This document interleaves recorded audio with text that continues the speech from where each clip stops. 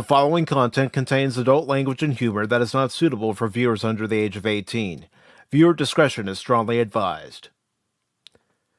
The views and opinions expressed during the following video content are those of the individual and may not reflect those of others. Thank you.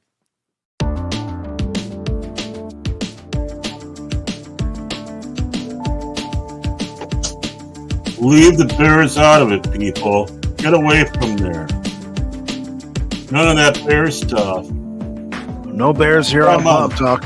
Well, except maybe Bear and Orman Tagge.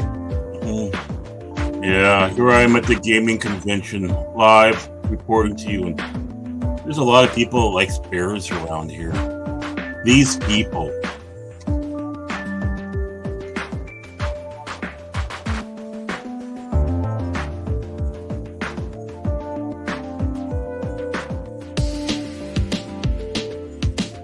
These people.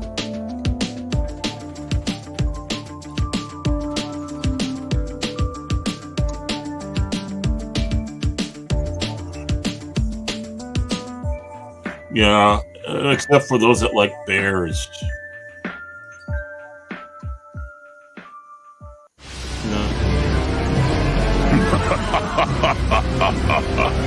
Say goodbye to the universe, Maximals. The future has changed. Yes, the Autobots lose. Evil triumphs. And you no longer exist.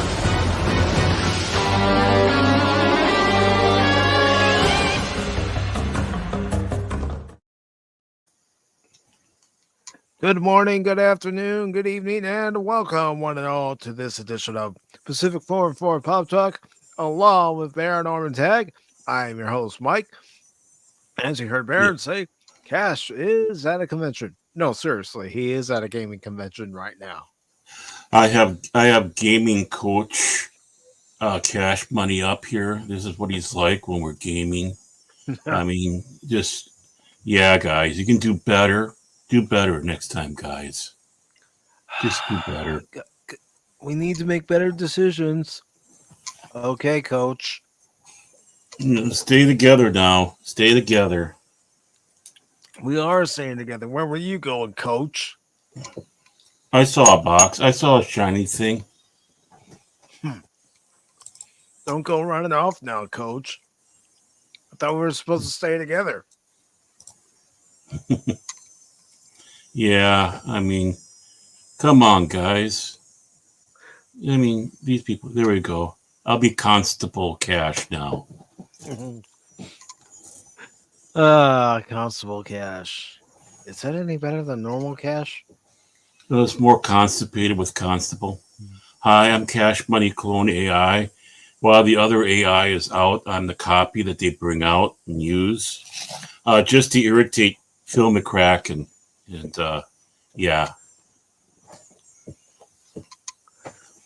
I got your Sword Art Online right here, Phil. Right here. Yeah. But Baron, how are you doing today, brother?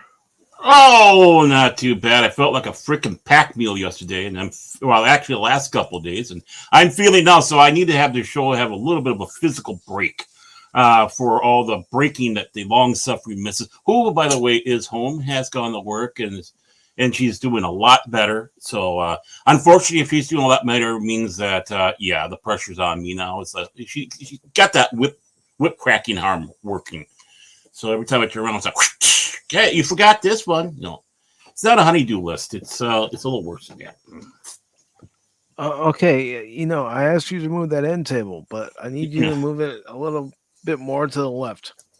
Yeah, get your other left. Mm-hmm. Get that tape measure out. We're going to be using the metric side, but on even more of the plus side. Other than the fact that the pollen is high and I can feel it in my head, I don't care though. The windows are all open because we have 69 degrees right now. Dude. Yeah, all right, dude. Yeah, I mean it is such beautiful weather. I'm happy. It tickles me pink. Nice. Mm-hmm. Yeah, the weather here is a beautiful 79 degrees. Not much humidity out there today, but it was out there And yesterday. that's what's important. You got that humidity at 79 and no breeze, it's killer. But Yeah. it's 79, even if you have a little bit of humidity in here, as long as you have that nice breeze coming through, it's still a beautiful day. We kind of had that the other day. It was, getting up into the 80s, but getting a little warm, but the fans were taking care of stuff. And when it started to get a little irritating, that's when it was time to have nighttime and got cooler. And And maybe folks, happy. just want to let you know we still have the GoFundMe for Baron and Sandy to help with their medical cost. If you're able to donate, that'd be awesome. If you're not able to donate, please share out the link. I put it into the chat and help get the word out. So far, $1,000 has been raised. This is the only plug thing I'm going to do for this. Hey, help put a smile on her face like that, because Lord knows for the last 12, 13 years, I haven't. So please help put a smile on her face. There. I couldn't resist. I saw the smile and it's like, oh yeah. I got a picture of her with a really big goopy smile I keep on my desk. So I used to take into work and it helped me get me through. It's like, yeah, I got my long suffering. I know my goal is tonight. Suffer. I mean, I can speak for myself. I have pictures of friends and family members on my phone. I'll look at them and think back to the day that the picture was taken, and start laughing, especially if something really funny happened that day, or it was just an off the wall day where you're going here, there, and everywhere, and you just took a long enough break, take the picture, and. Oh, yeah. I mean, I have a very special picture on my phone with the lock screen. It's basically the backside of the kids. All their luggage as they're leaving the house. And that's my favorite one. I got that on there. It's like, yeah, paradise. Perfect. And an orange cat in a cage along with it. Yes. An orange tabby who was your nemesis. I hate that cat. Now, little girl's an orange one too, but she's not so orange and she's not so bad, thank goodness. But she can be a little monster now and then. Yeah, she can. But she's your little monster, unlike the other orange tabby who was actually your daughter's. Oh, El Diablo Gato? Yeah, he was an asshole. Yes. He was an asshole. I mean, I never have this inclination of going out and intentionally hurting. What I mean by hurting, actually, besides, offering them for food, but you want to try to do it as painless as possible. This cat I wanted to torture. It's like, there's people that need that. There's people that have these instruments that need cat gut. How about we do it while, come on over here. Let's help these people with these ancient instruments so they can keep them playing. He's the only one. That got dark. It did. Oh. What you mean? Whoa! What do you mean? Are you trying to say? What are you trying to say? I think I know what you're trying to say about this, and boy, that escalated quickly. I mean, that really got out of hand fast. It did. It really did. Yeah, it did. No, I wouldn't have hurt the cat. I've been tempted though. So. he did more harm to you than you could ever do to him. Yeah, you're right. He broke some stuff of mine that I really pissed me off. He broke a Mickey Mouse bank that I got back in 1978 when I went to Disneyland, and it's like it's Mickey in like a white suit, and it's like. And I've had that. So obviously I had that bank for, since 78 until like the other year, we're still in Tagge Manor. And 45 years. I mean, that bank's as old as I am. Right. Yeah. And, it broke before, like the nose, but we glued it back on when I was a kid. So, yeah, I mean, it was broken before, but we fixed it. But he did a good job of smashing that sucker the last time. It's like, he knocked my Millennium Falcon off of a top shelf. I'm talking about the Kenner toy, the big one. Yeah. Off of the top shelf in my closet over here. He broke that. It's like he come on. No one out there can blame me if that cat became an ex-cat. That if all 9 lives were extinguished at once. Or if your daughter came home one day, where's the cat? I gave him away. Yeah. Yeah, to the Chinese restaurant down there. You can go down to the pagoda and have the special. Actually, they got good food down there. No, they'd probably tell you, I don't know, we don't want this cat. Yeah. Get rid of Oh, it. he was fat. He was fat. They'd probably sit back and go, oh, he good. He good. He will feed good many people.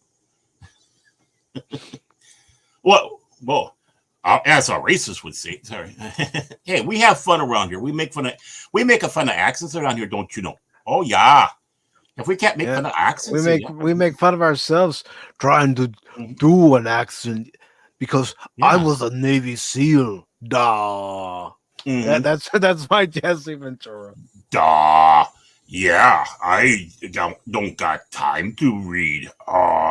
Where's my kid, Tyrell? We're going to go make a movie about conspiracies. I got my library. They all have books about JFK assassination. Duh. And Phil, don't encourage the downvoter. Downvoter doesn't need encouragement from you. But I hope you're doing well today, Phil. Yeah, There's need no cash money on the show today. Yeah, Cash Money's gone. This is the clone AI replacement. The Cash Money. It should be like the 1001. There we go. The Cash Money 1001 AI. Yeah, there we go. We're going to change that. Is this Cash Money AI going to terminate people? Is he connected to Skynet? I'm connected to AOL and CompuServe. Well, what?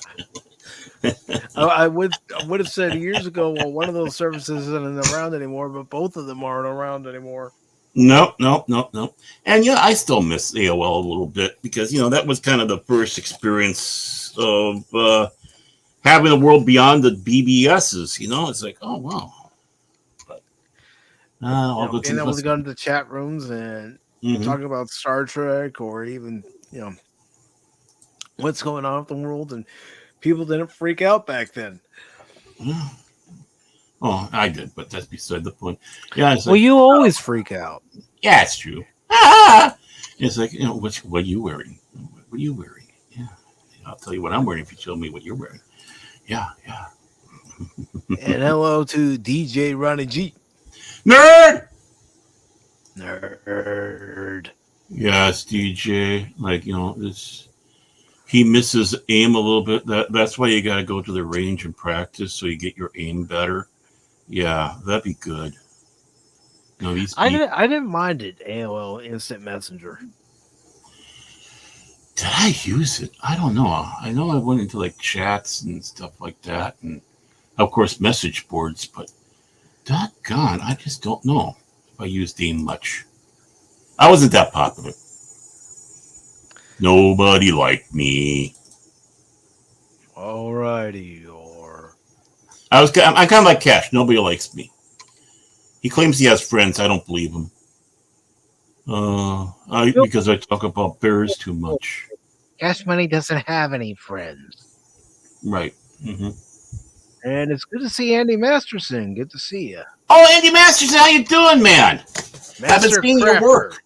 Oh, isn't he excellent at what he does? Oh, I mean, what he needs to start a true business doing what he does because it's just masterful. It's just masterful. I just cannot believe the talent that man has. Plus, he can pick me up with his pinky. That's how tough he is. Don't mess around with this guy. I mean, you've seen his Doomcock. He's made a Mexican Iron Man, and you see all the detail. Mm-hmm. You've seen all the detail he puts into it, all the care he puts into it. And, oh yeah. I was listening to Loki and Mike recently, and they were talking about Andy's work and how he requests that you get a full 360 pictures of someone's head, so he can sculpt it exactly how it looks. Working on a website. Oh, nice. Time to save up my pennies.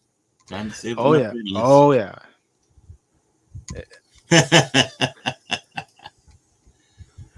Yes. Yeah, and you know what? And beyond all that too, of all the praise, he's a damn nice guy. So, and I'm trying to figure out who could beat up who better, him or his daughter, because his daughter's into all that. The quartering gets. Ooh, cool. Because she's into the martial arts and all that too, and that'd be an interesting fight to see. Either one, I don't want to have mad. I want them on my good side. Maybe my bodyguards. They'll see Andy and his daughter. Definitely a part of your security team. Oh, definitely. A part? No, they can be the only ones. Yeah.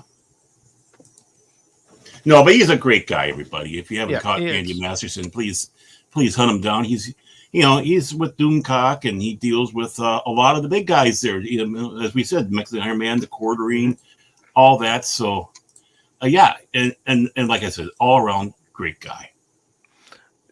Definitely is, and I see him every weekday morning in the chat when we're listening to Loki. Yeah. I'm trying to remember, was that first one he sent to Doomcock? Wasn't that kind of anonymous and revealed? And then we're watching him on the phone and he's at the gym with the phone and or the dojo. I can't remember, something like that, and trying to talk about everything. Well, I remember Doomcock saying he got this gift from an anonymous source, and he showed it. But he was saying he didn't know who it came from. Yeah. See, I'm trying to get my memory going here, which everyone knows is.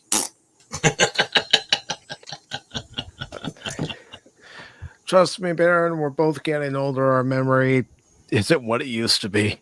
Yeah, it's kind of shriveled up there.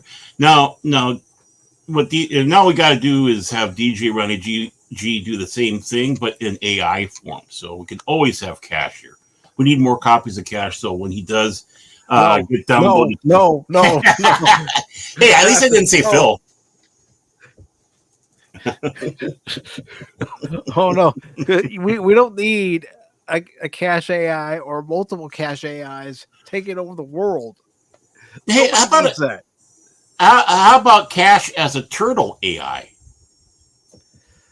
I don't know, DJ. What do you think about that?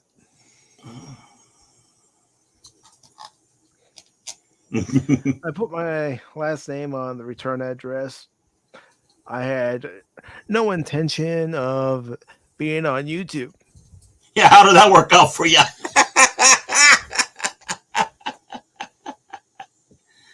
But the thing is, YouTube needs more people like you, Andy, honestly. Yeah. To show how many creative people are out there. How many craftsmen and craftswomen are out there. Putting their passions to work and displaying it. I mean, DJ, he's showing us some of the things he's made just with his printer that he has. Yeah. 3D printer. Did he finish? Did he finish making that 3D printed girlfriend of his? Not yet. Okay. Want to know how that goes? Okay. We gotta behave. Jace is here. He took my South Park. Game of Thrones video off. I was going to play it for his central but we'll stay away from that. We're a little bit more classy, I do say. I try to be, but you know me. You've known me long enough. How foul mouthed I can be.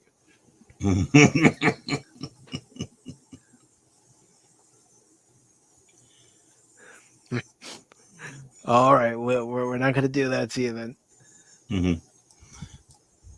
Yeah, is that the one? Is that the one from the live action that you showed us?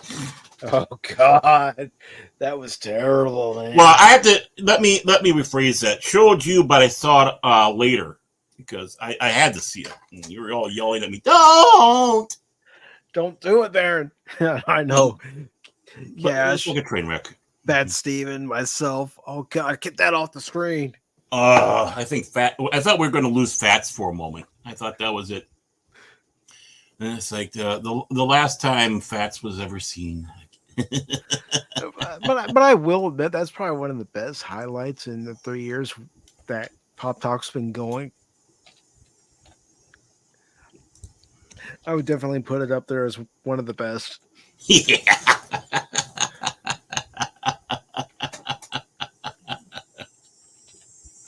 Yeah. But I know folks are curious to know what we're going to be talking about this afternoon. So am I. And one of the stories we're going to be talking about is from Geek Tyrant, where Sigourney Weaver addresses potential return as Ripley in the Alien franchise. We'll also take a look at the trailer for Superman, the Christopher Reeve story. I already know I want to go see it, and my sister's already told me she wants to go see it. Oh, she does too. Oh, that's good. Yeah. Yeah, she was telling me the other day, as much as she wants to see Beetlejuice, she thinks that she would enjoy Superman, the Christopher Reeve story more. I think so. I mean, it would be a hard toss-up. Depends on if you want to have goofy fun or if you want to remember a legend. And I think it's apt to say that he is a legend. I mean, he helped really. I mean, as much as '89 Batman really launched things, if it wasn't for Superman and Christopher Reeve showing that it can be done, you wouldn't have that. So. And like I said, he was perfect for the role. He could play Superman, and he could play Clark Kent. Yeah, you need that dynamic. Well, the same with Batman. You need someone that can pull off Bruce Wayne as well as Batman. Mm-hmm. Right. And that's kind of the important thing. It's like there's a difference between, because if they're acting the same way all the time, whether they're wearing the outfit or not, you'll figure it out in a heartbeat. Mm-hmm. No, they got to act different. So, yeah. And then we'll also take a look at another article from Bounty in the Comics where it says after a game was attacked for lack of diversity, demand for Black Myth Wukong leads to Chinese PS5s being completely sold out. Ooh, good. Sell those little buggers out. Then we also have an article from Variety that says Star Wars Outlaws video game star Humberly Gonzalez on being the first Latina lead in franchise history and hopes for a TV adaptation. Oh, God. TV adaptation of that game? I've watched enough of that game. It's like, no. No. How about this? How about no? There we go. Well, here's one of my gripes with the game. Having watched other people play it, is that you're a bounty hunter, which means you have a weapon on you when you go to these different worlds and you're dealing with other syndicates, right, and other smugglers like yourself, who just like you are very trustworthy. Yeah, well, no one is. In the game, what I've seen, it's primarily stealth. It's like, what in the world are you talking about? You're a bounty hunter. Again, you got a blaster. If someone shoots at you, what are you going to do? You're going to whip out that blaster and shoot back. Mike does not like stealth, by the way, everybody. But wait a moment. I thought that she was supposed to be a smuggler or an outlaw, like a female Han Solo. So far, what I've seen, it's anything but that, Baron. Really? And no, it's not worth the price they're asking. Oh, no. Many of these games are not. Honestly, they really aren't. So she's playing like a bounty hunter. So, okay, make up your mind. Is she a smuggler? Is she a bounty hunter? Is she all the above? It's like, maybe she's a Jedi too, and maybe she's the Force. I don't know. Again, no problem with having a female lead character. No, absolutely no problem. But they're using the actress that... Oh, sorry. You have to do it right. You have to Hmm. make the character likable, and even in the first few minutes, this character is not likable. Your protagonist is supposed to get the audience rooting for them. Right. I mean, they're supposed to grab you and intrigue you, just like the first scenes we saw with Han Solo. Boom. I mean, that's why the fact that Han only shot was so important. Is so important why it rankles us, because it sets the tone. It sets who this person is and what world he lives in. And allowing the other guy to shoot at the same time or get a shot in means that you are stupid, that you don't know what you're doing. No, you blast the sucker because you know you're going to be dead. And you don't do foolish things like that. And that's why, if there's one little thing and why the people say, what does it bother you? It's like, that's the reason why. And it's like, oh, this guy's a badass. And you know what? There's something likable about him. To depict that about Han. He was ready. He had his blaster ready. He knew Greedo wasn't to be trusted. Oh yeah, I mean, when his hand's going down there and he's taking the leather strap off, keep it in his holster, and then the other one, he's like la la la. His other hand's kind of doing little games, which is a distraction. Then it's like over my dead body, and that's and Greedo says his last line, and boom, he's fried. It's beautiful. It's just like out of a Good and Bad the Ugly with Tuco. Yeah. It's like you're gonna shoot. You're gonna talk. It's the same thing. It just sets that tone. But and the thing is the actress, I think they used her for the body double, whatever. They used her for both the voice lines and the motion capture. And they did her dirty, because you take a look at her as a character and her in real life. It's like, my God, this woman's good looking. What do you do to her? It's like, come on, Baron. We can't have good looking people on our screens, whether they're real or computer generated. Yeah, I want my Platt O'Keefe. Okay, go back to the EU and get Platt O'Keefe, who is basically stunningly beautiful, snarky. I mean, a true Han Solo in woman form, even though not a copy. If you catch what I'm meaning. Yeah. She's inspired by Han Solo, but she isn't Han Solo 2.0. Right, exactly. And because obviously you're going to have those because she is in that underworld. Kind of should be the same way. And you know what? That ship's ugly. Yeah, well, what is? Yeah, that's them. That's lack of imagination. It's supposed to be the only. I read something about it. It's supposed to be the only one left. The last of its kind. Well, let's make it so there aren't no other kinds. It's something better. My word, the creativity, especially when you took a look at West End Games. And they designed. You're a little muffled, Baron. Oh, I am? How's this? Am I better now? Speak again, because there was still a little bit of muffle. Oh, there's something wrong on my side. I don't know what it is. Hi, everybody. How you doing? Still a little muffled. What in the heck? Something must have just happened. Oh, well. All right, it's cleared up. Oh, it's clearing up? Okay, good. Maybe I had some slowing with the internet. I don't know. The long suffering must be watching something interesting on TV that takes a lot of bandwidth. I don't know. What was I saying, though? You were talking about how to do a Han Solo type. Oh, yeah, the ships.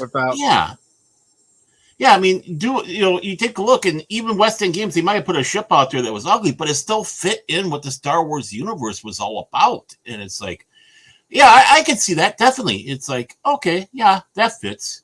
And I blame the Disney Star Wars, because take a look at the ships they designed for the sequel trilogy. Either was copying Ralph McQuarrie's original work with the X-Wing, just using a paint job on a TIE fighter. I like the Star Destroyer, but I hate the fact that you have all these open spots that you can fly into, which is the stupidest thing you could do. It's like, get rid of that, and you got yourself a nice design, You don't want to have all these open areas of vulnerability on a warship. No. And they were showing that in Force Awakens. And you see that ship that came to get Leia and some of the other ships that they're using in there. It's like, my God, don't anybody know, like the Stormtrooper transport? It's like, don't you know how to design anything that looks like Star Wars? Yeah. And it's going over to the games now. So I want those great looking ships that we had there. Yeah, I mean, that's what made Star Wars unique. That's what made the ships unique. Mm-hmm. Was they were designs that you hadn't seen before. Right. And they worked for that universe. Mm-hmm. I mean, one of my favorites still is going to be the Corellian Corvette. I mean, that's still one of my favorite designs of Star Wars. And even the earlier designs that they had for when it was supposed to be the Millennium Falcon, they said, nah, it looks like the Eagle too much from Space 1999, which they're kind of right. Which is a great design ship, by the way. And I see our anal downvoter's been by. Ah, okay, cool. Cool. Yay! Love you too. There we go. Love you too. I think it's just time for you to move on if you don't like the show so much. I don't like any show. Maybe it was me. We never know. No, not you, Baron. I'm evil. Well, I think it's Phil. I really do think it's Phil. No, he doesn't downvote the streams. He upvotes the streams. I know. He claims, though, he does. So, but no, he makes a lot of claims. I know it's interaction, but this has been going on since May. It's time to move on. MoveOn.org. What? No, I didn't say that. Sorry. I'm sorry. I'm so very, very sorry. It's time to move on and get over whatever it is you're griping about. Although I do have a suspicion as to who it is, because he also bothered a friend of ours too. But let's go ahead and get into these stories, Baron. We're going into a story? Cool. I got a story for you a long time ago. There was, not that type of story. Okay, I'm sorry. I remember I am the Cash Money 1000 AI, so I do have some bugs still. And let's see. Yeah. So we had this article from Geek Tyrant. Let me go ahead and get the link into the chat here for everybody. Because we like it when you follow along. I think it helps. I do too. I mean, honestly, I do. I mean, I'm not. So, this article is by Joy Parr. It's posted 3 days ago on Geek Tyrant's website, and it says Sigourney Weaver addresses potential return as Ripley in the Alien franchise. With the release of Alien Romulus, there has been a lot of talk about the future of the franchise and if it means that one day we might see Sigourney Weaver return as Ripley. The actress recently addressed the possibility, saying, I feel like she's never far away from me, but on the other hand, I have yet to read a script that said, you got to do this. Goes on to say, so for me, she is in this other dimension, safe from the alien for the time being. I don't really think about it, but it's not completely impossible. Certainly, a lot of good filmmakers are inspired by the material. Mm-hmm. Weaver went on to say, how much does the public really need or want another Ripley movie? I don't really sit around and think about it, but if it came up, I would consider it. It has come up a bunch of times, but I'm also busy doing other things. Ripley has earned her rest. Oh, she's right about that. She's absolutely right. Yes. It's nice that she's willing to keep the door open if a script she likes actually does come along. There was a point several years ago when she was on board to play Ripley in director Neil Blomkamp's Alien 5, but that project ended up being shut down. Fox decided to focus on Ridley Scott's vision of the franchise. Scott even said Blomkamp's Alien 5 would never see the light. Mm-hmm. When previously talking about working with Blomkamp, Weaver said, "I can't think of a better director. He's a real fan. I think he'll be true to the world and take it in unexpected directions. He's got a lot of new in it, and it will certainly stand up to the others and probably break a lot of new ground as well." Weaver and Michael Biehn were both going to reprise their roles in the film, and James Cameron and Weaver both said they loved the script and Blomkamp wrote. Mm-hmm. We've already seen some really cool concept art from the film in the past, and every time it I look at it, it's a shame that this movie never happened. The events of the film would have picked up after the events of James Cameron's Aliens and ignored the events of Alien 3 and Resurrection. Oh, that's a good thing. That It's too would have bad. been okay. There we go. Too bad they didn't do it, right? Yep. Oh. And real quick, before I continue with this last paragraph here, I do want to say hello to Apollome's Minion. Good to see you. Yeah, been ages. Good to see you. How you doing? I hope you and Simi are doing well today. I hope the roads are definitely treating you well. Mm. And I also want to say stay safe out there. I second that. Would you want to see Weaver return to play Ripley again after all these years in a new Alien movie? Baron and I did talk about this backstage. Yeah, we both one of the few agreed times. And we both agree. No, we don't want to see Sigourney Weaver come back as Ellen Ripley. Let Ellen Ripley rest. Let her be gone. I did say to Baron, the only way I would have her come back is in maybe cameo appearances, where she's a recording and they're listening to her logs on how to deal with the xenomorph. Mm-hmm. Right. I mean, and that's one of the few times where actually we're talking about stuff before we got on the show. Shame on us. Yeah, I mean, I said the only thing is I can see that if they really were desperate, make her one of the what do they call them? Were they synths or android? I can't remember, but you know, the things Synths. that she hated. Synths, yeah. Technically, androids. I mean, androids are actually biological constructs, not mechanical. So like replicants and what they had in Alien.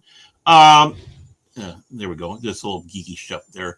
But no, I mean, bring her back as that, or like you said, it'd be better if it was just recordings. That'd be nice. Those would be nice little cameos and, you know, a wink, wink to the past to have that connection.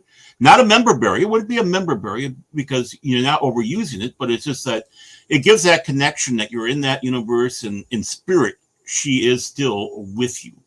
But no, I mean, nothing against Sigourney Weaver. Nothing against her at all.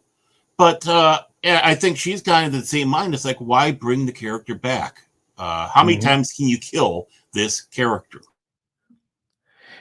Just let the character stay dead. Mm-hmm. And I mean, oh, go on.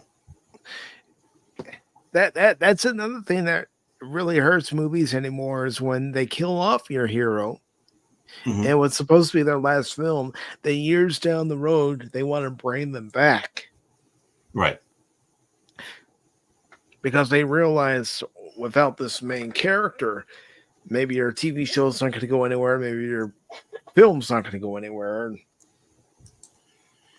Or you change your mind. Oh, you know what? I really want to continue this on. You know, the star. Sometimes you have that star that has that one. I'm tired of playing this character. Like, you know, Leonard Nimoy was writing that way.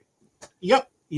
Until they promised him to do Star Trek 3 as a director. I mean, in some ways, I wish they would have kept Spock dead. It would have made everything more meaningful in there. It kind of ruined the whole tone. And I was ready to have Kirstie Alley take over the role if they were going to continue on Star Trek because they thought this was the last one. They should have continued on that way. Nothing against Leonard Nimoy, the character of Spock, because we love him so, but it's like, you know, make it meaningful. If they go, they go. and at least don't let him go out like a bitch, as Samuel L. Jackson says, which is like, don't bring back Mace Windu. You bring him back, whatever deaths they had are meaningless. Yep. And you know what? I'm even going to bring up the franchise that made me a fan of all science fiction, Transformers. How many times are they going to bring back Optimus Prime? Really? Right. Superman. How many times has Superman died? Or Supergirl, for that matter. I mean, or any of these. It's like, when they go, they go. And the mantle gets passed on to somebody else. Mm-hmm. You just have to make sure whatever you have for the replacement is ready for it. And I think that's one of the problems. They do this dramatic shift. What they need to do is, when they know that they're going to be losing a character, especially doing a TV show, right? Bring that the replacement character in on that last season, or somewhere within that last season before the last and episode. Start building that character up. So yeah, by the time you kill off this character who is leaving, the character who's replacing them actually means something to the audience. Right, exactly. And even having an interaction with the character that will be going, so you can see that they are getting whatever insights are such, but they're their own person. They're their own person, and then boom. I mean, obviously, if the actor or actress that were playing them passes on, it's kind of hard to do that, like Coach with Cheers. But I mean, they had a great replacement with Woody Harrelson. There's just no doubt about that. Or the simple rules for dating my teenage daughter when John Ritter passed away. Yep, and they brought in James Gardner, Maverick. And didn't they bring David Spade in? Yeah, him also. Yeah, they did. Mm-hmm. I never watched the show, Mike. But I just know. I watched it with John Ritter because I enjoyed his work, and Katie Seagal was good in it. Yeah, but it wasn't the same without John Ritter. No, he's got his own. Yeah, John Ritter is John Ritter. If he's part of something, he goes. You will feel it. And we did feel it. We have felt it since he left us. So he just had that timing. Yeah, I think he was one of the last great slapstick comedians that we've had. Honestly. And hey, Clifton's here. I was going to say, before we move on, I do want to acknowledge a couple of people who have come in, and one of them, he will be a guest later on in the month. And that is Anonymous.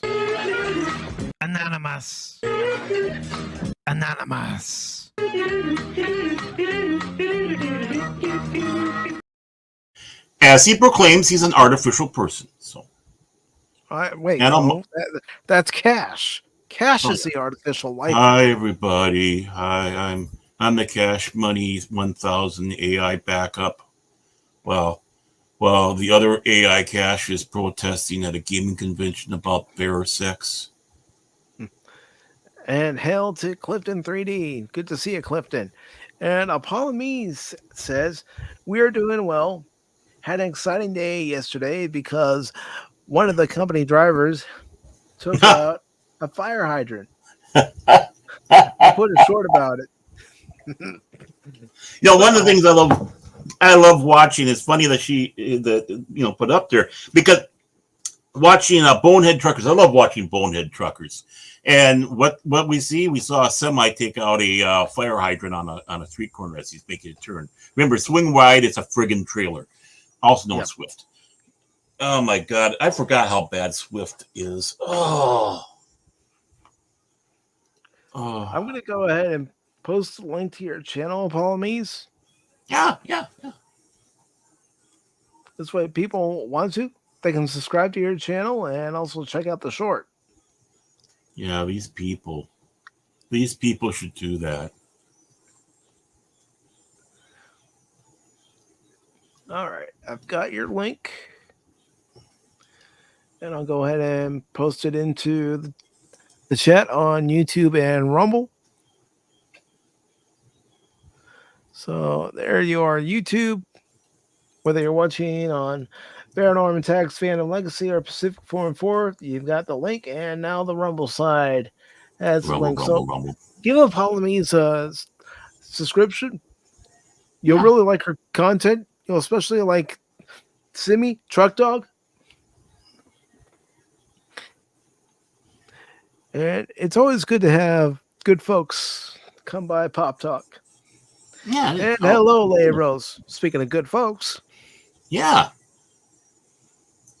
How you doing, Leia Rose, the president and founder and president and sole member of the Film McCracken fan club. And of course, she says hello to Baron. Leia. It's kind of like Norm. Leia. Yeah. These people like Padawannabe. Yeah, these people don't know anything. Why do I deal with these people? And the Padawannabe says, I'm not convinced that it's AI cache. I haven't heard nearly enough these people. Oh, you should have heard me in earlier. But I'm not sure about this. Yeah, if you were in earlier, you would have heard a lot of these peoples.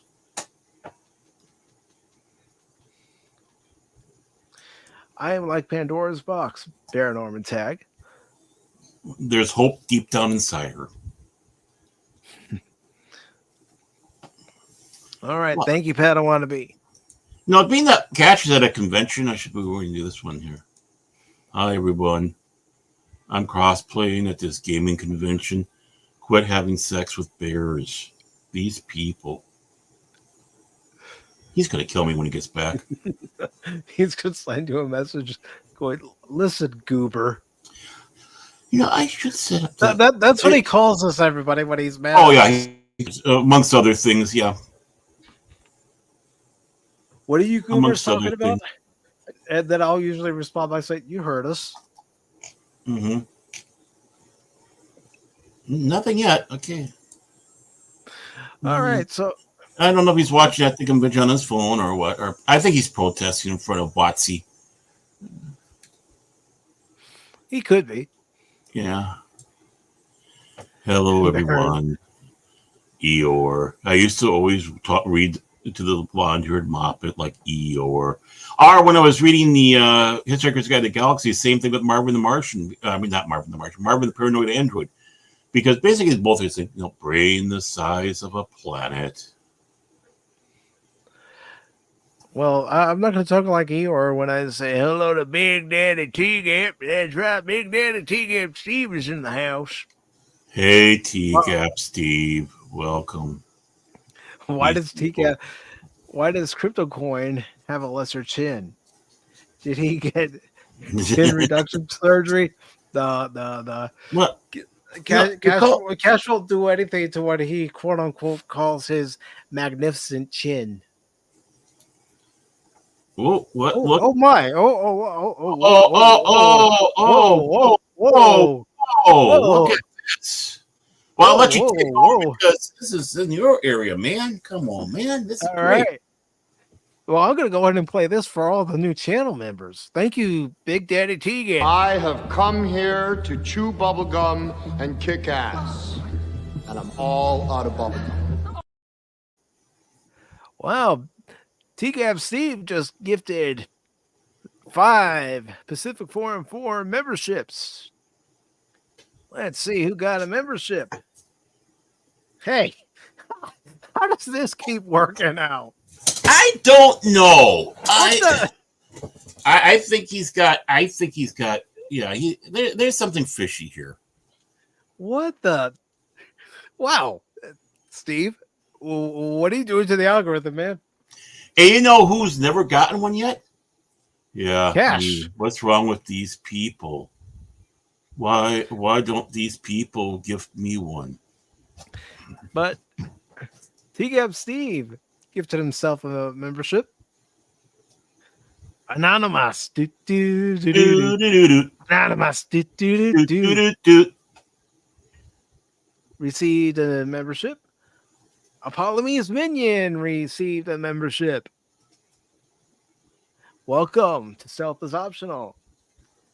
And Leia Rose, the lovely Leia Rose, received a membership. Let's see who else received a membership. And welcome to Monkey House, as Kurt Vonnegut Jr. wrote. let me go to the YouTube Studio so I can find out who else got the memberships because it's only showing those 3 on StreamYard. Well, 4, I think. Yeah, 4 if you want to count Big Daddy T-Gap Steve. And yeah, we know it's random, but we know T-Gap's got something up his sleeve. He arranges it. I think he makes it, if it does land in cash money, it goes to him. I think that way he can double up. So again, to reiterate, T-Gap Steve got a membership. Clifton got a membership. Apollonie's Minion got a membership. Anonymous, Anonymous,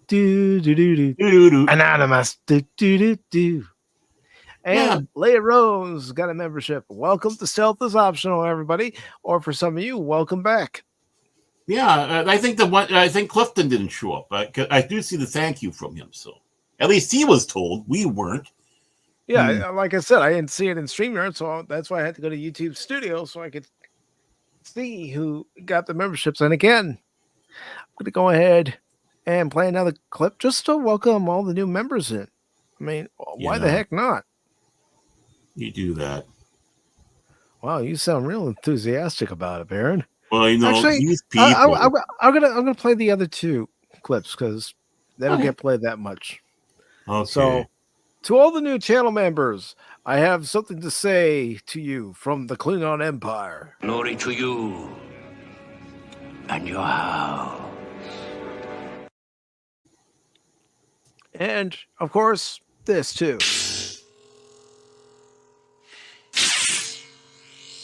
You have the ring. And I see your Schwartz is as big as mine. Now let's see how well you handle it.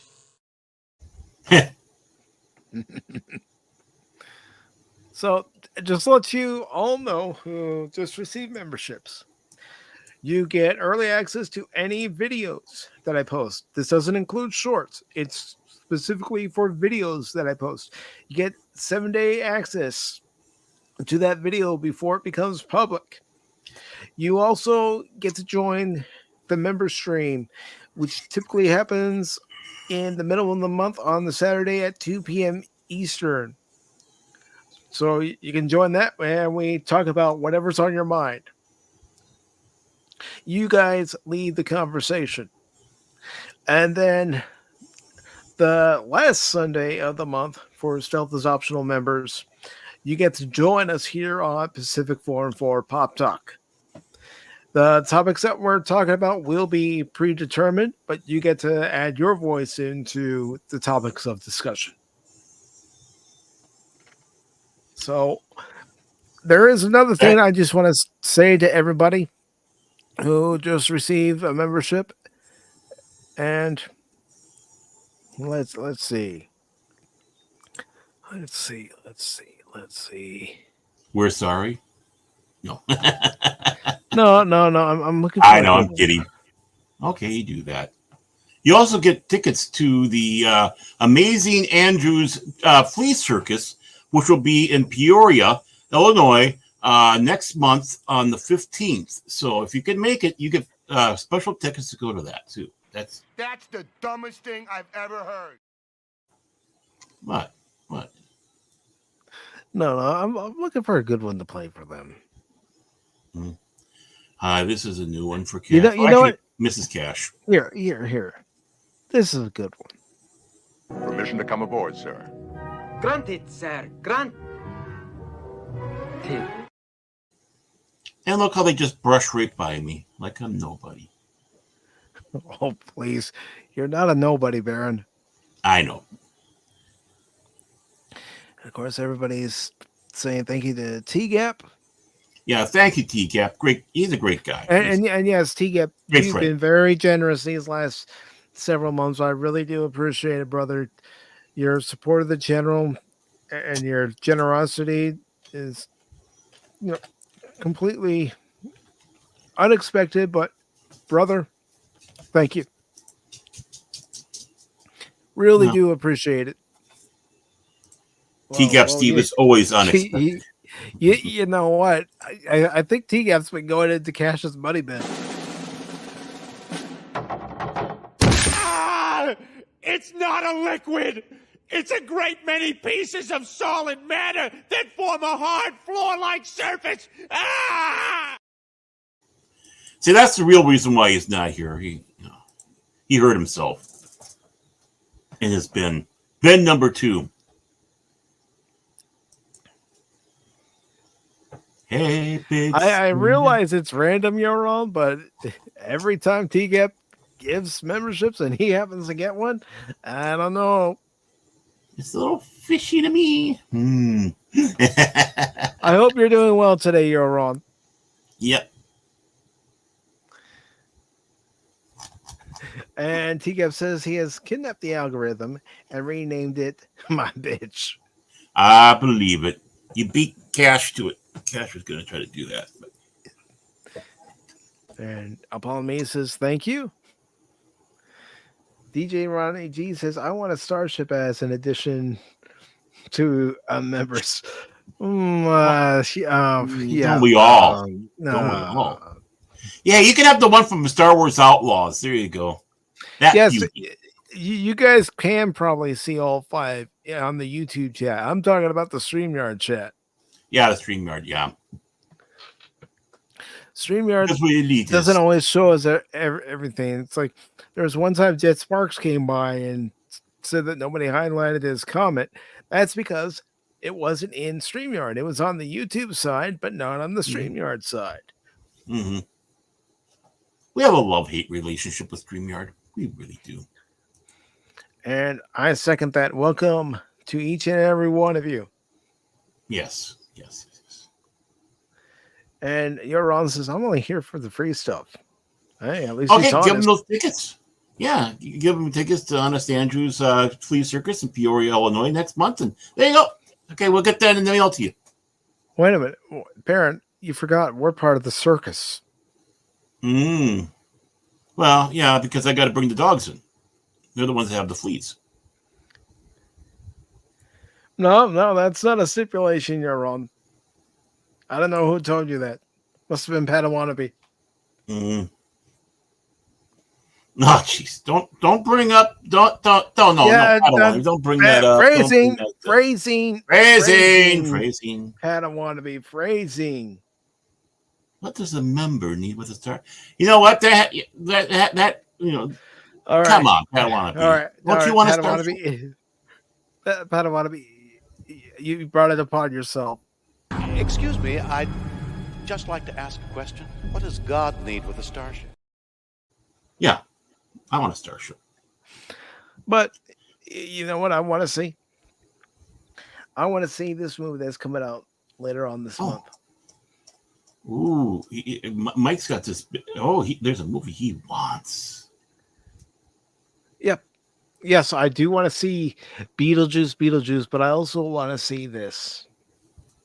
And we are going to be taking a look at the trailer. I will have to pause it frequently just to avoid any copyright claims or copyright strikes, but that's also why I'm going to put the link to the article and the trailer into the chat.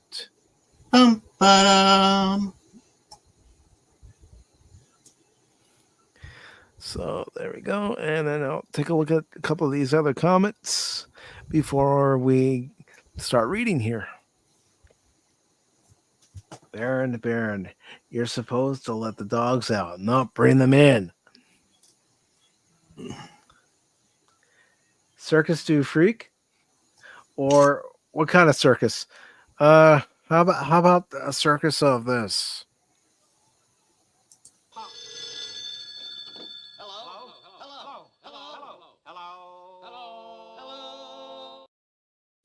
Hello.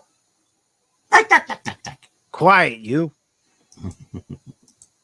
As a professional starship pilot for the PTH, everyone needs a starship. Yeah, but I think my starship blew up the last time I played Star Trek Online. Really? Oh. So let's go ahead and get into this article from Bounty in the Comments. It's by JB Augustine, and it was posted August 30th. It says the trailer for the documentary Superman, the Christopher Reeve story, is here. The trailer for one of the year's most anticipated movies has arrived, and it is a sample of the moving experience you might be expecting from the Christopher Reeve story. Superman, the Christopher Reeve story's official trailer dropped earlier in the week and promises to be what DC Studios co-president James Gunn refers to as a powerful and incredibly moving film that I can't recommend enough. Walking in at 3 minutes, the clip covers a lot of ground with a voiceover from Reeve, archival footage, and interviews with family and fellow actors. Blue Beetle star Susan Sarandon happens to be on the latter list, but pay no attention to that and just watch for yourself. We can gather from this trailer that the documentary will delve into the late actor's home life, how playing Superman for years shaped his career, how his accident did the same in the 90s, and his friendship with comedian Robin Williams. A fair bit of time is devoted to teasing exploration of the rapport between the two performers, which is telling, as Reeve and Williams weren't just two guys that bumped into each other in Los Angeles or on sets. Williams was one of the first people to visit Reeve in the hospital, and his humor lifted his spirits at a dark time. Mm-hmm. Viewers will be in for a deep dive into a man, a myth, and a legend who embodied the most popular superhero of all time for a generation, and who didn't let an accident slow him down or stop him from doing good in real life. Superman, the Christopher Reeve story, will stream on Max following its big debut in a limited theatrical run late next month, or this month, since this article was posted on the 30th of August. Yeah, it is I believe September. Yeah. It is the first movie under the new DC Studios banner, christened by David Zaslav and Warner Brothers Discovery nearly 2 years ago. So let's go ahead and take a look at this trailer. And if you need tissues, Kleenex, a handkerchief, I understand. But let me first get into the comments here before we actually play the trailer. I'll probably keep it at the size it is, just to try to trick the algorithm. Ooh, sneaky. I like that. You know, I'm somewhat of a starship pilot myself. She don't look like much, but she's got it where it counts. All right, Han. A Christopher Reeve movie? I hope no horses were injured. I wouldn't think so. But again, I'm keeping it at the size it is. So here we go, folks. Yep. Everybody's looking for a hero. Oh gosh, I love that John That Williams was the score. part. I played the part. I'm not that man. How could you not like that score? Well, John Williams. I mean, honestly, wow. What a wonderful score. Hands down, he was Superman from day one. I realized that if I could pull off this part, it would change. And in my opinion, he was perfectly casted as Superman. Mm-hmm. My life. John Houseman said, Mr. Reeve, it is very important to become a serious classical actor. Unless, of course, they offer you a load of money to do something else.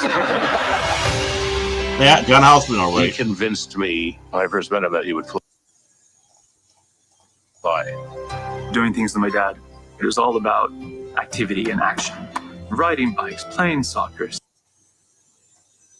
And his son. I mean, his son looks like him.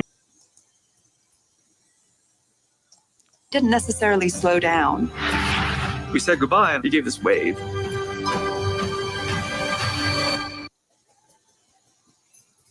That was the last time I saw him on his feet.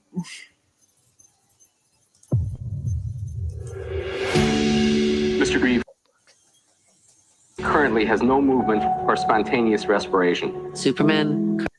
And how many of you here still remember watching the news and hearing about the accident when it happened? Mm-hmm. Crazy. Just that simple little thing over the horse. I'd ruined my life and everybody else's. I won't be able to ski, sail, throw a ball to Will. Been 10 years since Robin Williams passed away. Yeah, hard to believe. Wow. Gives you great hope. That is tough because I can feel him, but he can't feel me. It must have been hell for my mom, too, knowing what she had lost. I felt I needed to do something, not just for myself.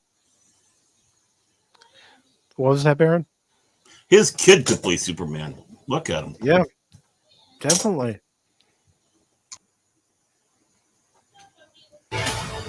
Help is on the way.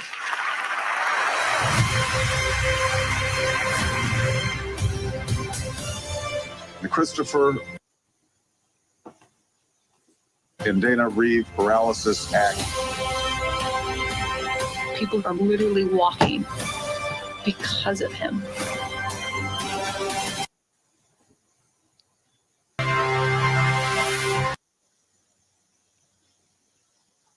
Gosh, that looks good. Yeah, it does. It's hard to believe, him and Robin gone, and yeah, it's just. Let's see. I don't understand that.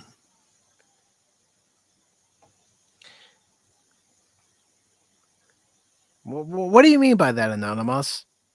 That's.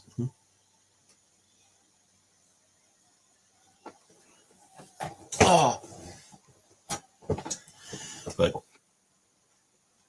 yeah, and Jace is going to watch this. I'm sure he is big time. And yeah, Padawannabe. Yeah, I'm not crying. You're crying. Yeah, you're right. Yes, that's how it is. I mean, he was such a hero to again, like I said, he's the one that really. I mean, you're sure you had George Reeves, who was Superman for that generation and such, but for our generation and what really launched Superman big time on the screen was Christopher Reeves. He was boom. It's just amazing. And of course, he did guest star one time on Superboy, was it? Or Smallville? Smallville, yeah. Mm-hmm. So, I mean, at least he did take a little walk back to, and that wasn't long before he passed away, too. I can't remember if he passed before it aired or just after it aired. I can't remember. I'm not going to say whether it was before or after because I honestly don't know. Yeah, just a whirlwind on that one. Just the fact he was on it and such. So, I mean, yeah, and as we said before, he fit both characters well. I mean, he was able to do the Clark Kent and the Superman, and make sure they were defined differently. That takes a lot. I mean, if he was trained by John Houseman, for crying out loud. True. And, I have many memories of watching Superman 78 and, going to this video rental place called Video Depot and renting it over and over and over again. And my mom would say, Michael, you've already seen it, but that's how much I loved it. You should have just bought it at that point, I mean, well, I did end up buying it years later on DVD. Well, years later, yeah. Well, yeah. But I mean, at that time, you figure how many times you rented it. It's like you're at that point where you just should have bought the sucker. They just should have handed you, like, yep, you basically own this. This summer, you'll believe that a man can fly. And Anonymous says what he means is don't cry or big girl. Oh, come on, Anonymous. Even you've got to admit, watching this We're all gonna be weeping. Mm-hmm. Yeah, it's when you see Because something. honestly, if you don't get some kind of emotion out of this movie, then you have no soul. Mm-mm. Like Cash. Don't be he's like an AI. Yeah, that's true. Mm-hmm. Very much so. Yeah, yes, you're wrong. He passed away in 2004. Wow, that's 20 years ago. 20 freaking years ago. And it's almost like today, it's No, they can't. And that's what Superman was to a lot of people. Hope. Mm-hmm. Right. I would have loved to see Christopher Reeves and Michael Keaton together in a movie together. Wouldn't that have been interesting? That Batman and Robin together. I mean, think about it. You get Tim Burton's Batman, and of course Christopher Reeve as Superman in the same scene. That movie would have done gangbusters at the box office. Mm-hmm. Because back then we went to the movies. Oh yeah. Even though, let's face it, I have to sit back and say Christopher Reeve did have a bad decision with Star Trek. I mean, not Star Trek, but Superman 4. It's like, what were you thinking? I understand you want to have world peace, but don't do a Superman film like that. Yeah, the quest for peace. It's best not to think about it. I mean, Superman 3 wasn't all that great either. No, it wasn't. No, I mean, even Richard Pryor really couldn't save that one. Or No.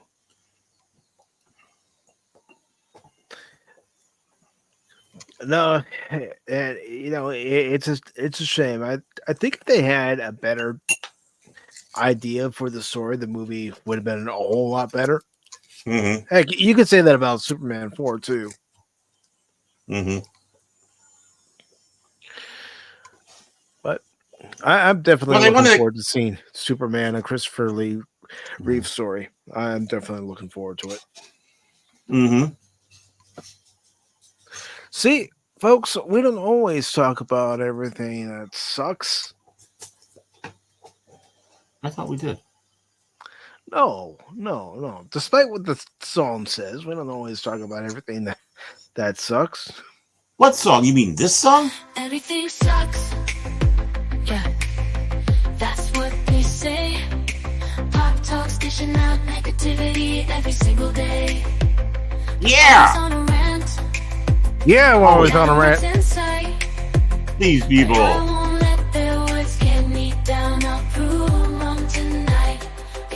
Huh. Most of it's Cash. Yeah. Cash isn't here. Oh, you know what I forgot to do, by the way? And then he's gonna watch this on the replay, and he's gonna want to talk to us both in Discord. Oh, he will. Like, hey, you goobers! What do you want? You goobers? Yes. So what? You know what I forgot to do, by the way? What? I'm surprised you didn't chide me for this, but fuck you, Mark Hamill. Just fuck you. Okay, there we go. Hey, I figured we still got plenty of show. You'll see it eventually. Mm-hmm. Timing has to be right, Darren. Yeah, the timing wasn't really was that. I have to do another one later when it's at the right time. It really was at the right time. Yeah. But have you all heard about Black Myth Wukong? Have you all watched any live streams of Black Myth Wukong or maybe videos on the game? I gotta say, I've watched Fat Steven in particular play the game, and I'm liking it. I gotta go over there and start watching a little bit of it. I'm just not up in the morning, or functioning, I should say. But I need to make an effort to watch my buddy Fats over there. It's no excuse when he's on in the afternoon, Baron. Well, you know what time I get up. This is early for me. This is like wake up in the middle of the night. I'm like Cat. Yeah, this is really early. Yeah, that's the real reason why he says he's at the convention, but he's really just sleeping.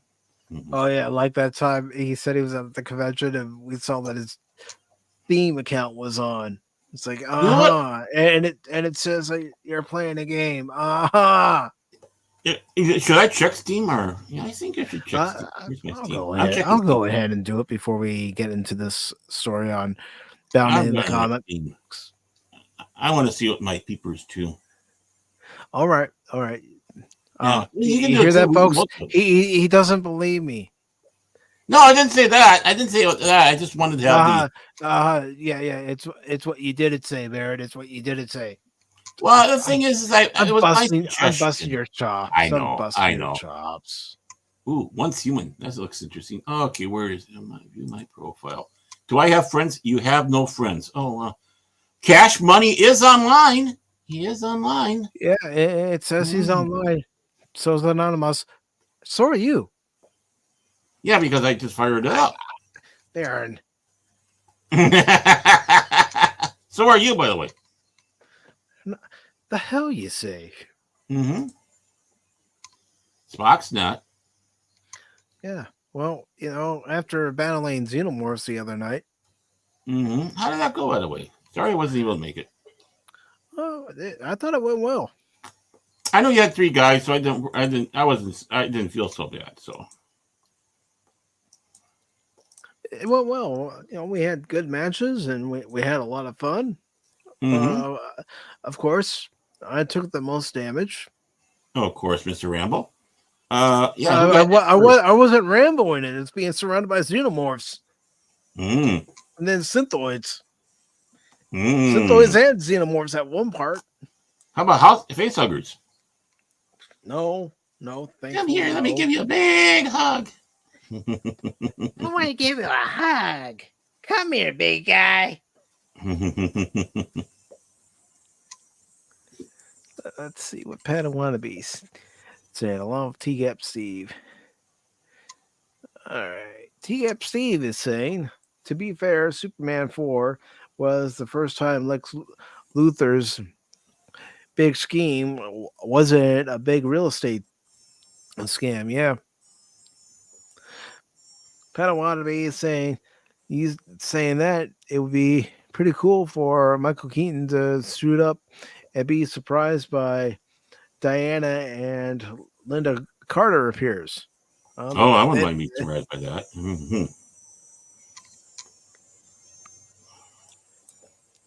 And he says, I watched Prince Jazoa playing Wukong. Yeah, that's a pretty impressive game. Mm-hmm. Looks like it's tough at certain parts, but it's pretty impressive. And according to Cider Hype, that's where Bound in the Comics got this from. After a game was attacked for lack of diversity. Oh my god. Oh no. Look, they got a monkey. How can that be that diverse? I mean, look. It's one of their monkey pups. It's based on Chinese lore. Mm-hmm. Exactly. Well, surprise, surprise. That's the one thing I'm going to expect to see. Chinese. I'm not going to expect to see a Viking walking through. No. Someone from Minnesota. Oh, yeah, before you go, I got a hot dish here for you, don't you know? Make sure you dress up warm. Here, let's get your scarf on. Okay, have a good day now. But it says after a game was attacked for lack of diversity, demand for Black Myth Wukong leads to Chinese PS5s being completely sold out. It says games consumers find themselves in a strange place these days. Games made domestically in the U.S. have a laundry list of political hurdles to get through before making any headway into gameplay. In recent months, games like Stellar Blade, Mecha Break, Genshin Impact have been attacked due to the male gaze. Read this as female characters having aesthetically pleasing attributes. Well, what's wrong with that? Women like seeing men with pleasing attributes, aesthetically pleasing attributes, and character creation options. To cite just one example, Genshin Impact's Western player base saw a sizable group of youth gather to rebel against the skin tone of characters from Genshin's latest regional edition. Natlin. On the other hand, Black Myth Wukong has deliberately disregarded the PCs more of our current culture. The result the result is PS5s flying off the shelves in China, so much so that reselling and scalping are back. Woo! Goes on to say, Enter Games Science Studio, a small dev team that was primarily known for smaller scale games, particularly mobile and indie titles such as Art of War, Red Tides. Mobile games are the largest gaming market on earth. It's no mistake that Game Science was able to grow into a company capable of creating a AAA title by using the low entry point of mobile gaming to build a solid reputation. Black Myth Wukong is the first AAA game produced by Game Science Studio, and it shows. The game is brimming with passion, and a great deal of attention has been placed on incorporating the most successful mechanics of recent games with the most successful aesthetic of recent games. What I mean to say is Black Myth Wukong studied the success of excuse me, the Souls games and Bloodborne and now Elden Ring. With all this in mind, the team at Game Science Studio went to work crafting Black Myth Wukong's gameplay and visual dynamics based on the above mentioned titles. Why the game isn't just hot air. As a player, you're able to feel the challenge that the main character is experiencing. You're able to feel the scale of the adventure as you go through various trials of Wukong. This enables the heavy weight of the weapons and crashing blows from giant enemies to feel as epic as it can get. Perhaps this is what led to Black Myth Wukong sales an incredible 10 million copies in just 3 days. I think the game's worth it from what I've seen. Mm-hmm. This game has flown past the previous records of Elden Ring and Hogwarts Legacy within nearly the same time frame. It's even on par with the blockbuster sales of Pokemon Scarlet and Violet. Black Myth Wukong is a slightly more mature adaptation of the Chinese novel Journey to the West. However, unlike previous productions, Game Science Studio decided that Sun Wukong would not only be a bit of a prankster, he would also carry the desire shared by many Chinese citizens and likewise many of the world's citizens, a desire to break free from the chains of destiny. The game's narrative focuses on power, identity, and the struggle for freedom, with Wukong's character evolving as he faces numerous trials. The flaws. That's not to say that the game doesn't have its flaws. The map is very restrictive, despite the appearance of being an open world, and players have called it a Souls-like game, Dark Souls. Some players have pointed out that Black Myth Wukong doesn't fully embrace the challenging and strategic combat mechanics that define the source materials it takes inspiration from. But among the negative feedback came the political side. Responses from the gaming journals around the internet. Screen Rant went so far as to say the game's lack of diversity and inclusion made it difficult to play. Oh, please, Screen Rant, you're a joke. They are. They're an idiot. They're idiots. 100%. But given the source material is in itself based off of Chinese myth and folklore, one would expect the characters to reflect Chinese culture and attitudes. Well, you can't tell that to any of the wokey pokies out there. Yes, Jace, I borrowed your line. Well, that's just it. When you do have something that's celebrating other cultures, and they still start pulling this crap. It's like, I don't want to see a white person there. I want to see Asians and monkey gods. We should be celebrating other cultures. We should be celebrating everyone's culture. I mean, even Ahura said it in the original series that in the 23rd century, they celebrate other cultures. Mm-hmm. Right, and then when you do that, they still complain, which means they're never happy. Get that point through, everybody. Don't recapitulate because they're never happy. Then they're going to complain about the fact that you capitulated, and that is now lack of diversity. It's like, really? Okay. And I know you did acknowledge him, Baron, but I'm going to go ahead and acknowledge him as well. I do want to say hello to Pop Culture Mechanic. Good to see you, Pop. Hope you're doing well today, brother. Mm-hmm. Don't forget the Canadian there, eh? I might not understand. Let's see. But given the source material is in itself off of Chinese myth and folklore, one would expect the characters to reflect Chinese culture attitudes. However, this might be too much to ask of the same people who see no problem with the abuse practiced upon the Japanese at the hands of Assassin's Creed Shadows developer Ubisoft.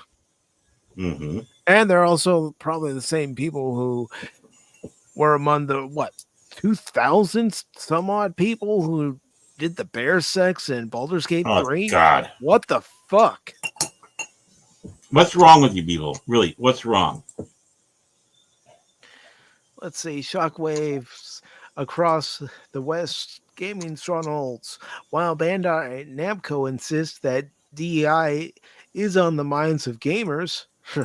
Really? I mean, really? Asked any of us? While Ubisoft smashes the cultural heritage of Japan, while Sony bickers about bathing suits, and while Firewalks Concord struggles to maintain 200 live players. Oh gosh, that game's a bust. Yeah. Black Myth Wukong shocked them all at the time of this writing, with a record-selling 2.4 million active players on Steam charts. That says a lot. I mean, that's what they... Sorry, go. Think about, all the hype that Helldivers 2 had when it first started. Yeah. And then how the player base started dropping off for that game. Yeah. Which is a good game, but they're messing around with whatever the servers and people can't get in is what's destroying that game. And what they're all upset now because you have a game that's not following all the BS that you want it to, all the inclusionary DEI crap, and doing gangbusters, and you're mad about it. But yet it's a diverse game because it's not involving people that are from angles. It's spotlighting another culture. It's spotlighting their myths, their legends, and bringing it to the forefront. I love it too.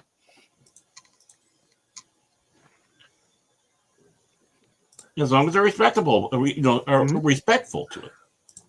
And that's what you should be. If you're going to make a game based off anyone's culture, be respectful. Do your research. Right. Very important. Very important.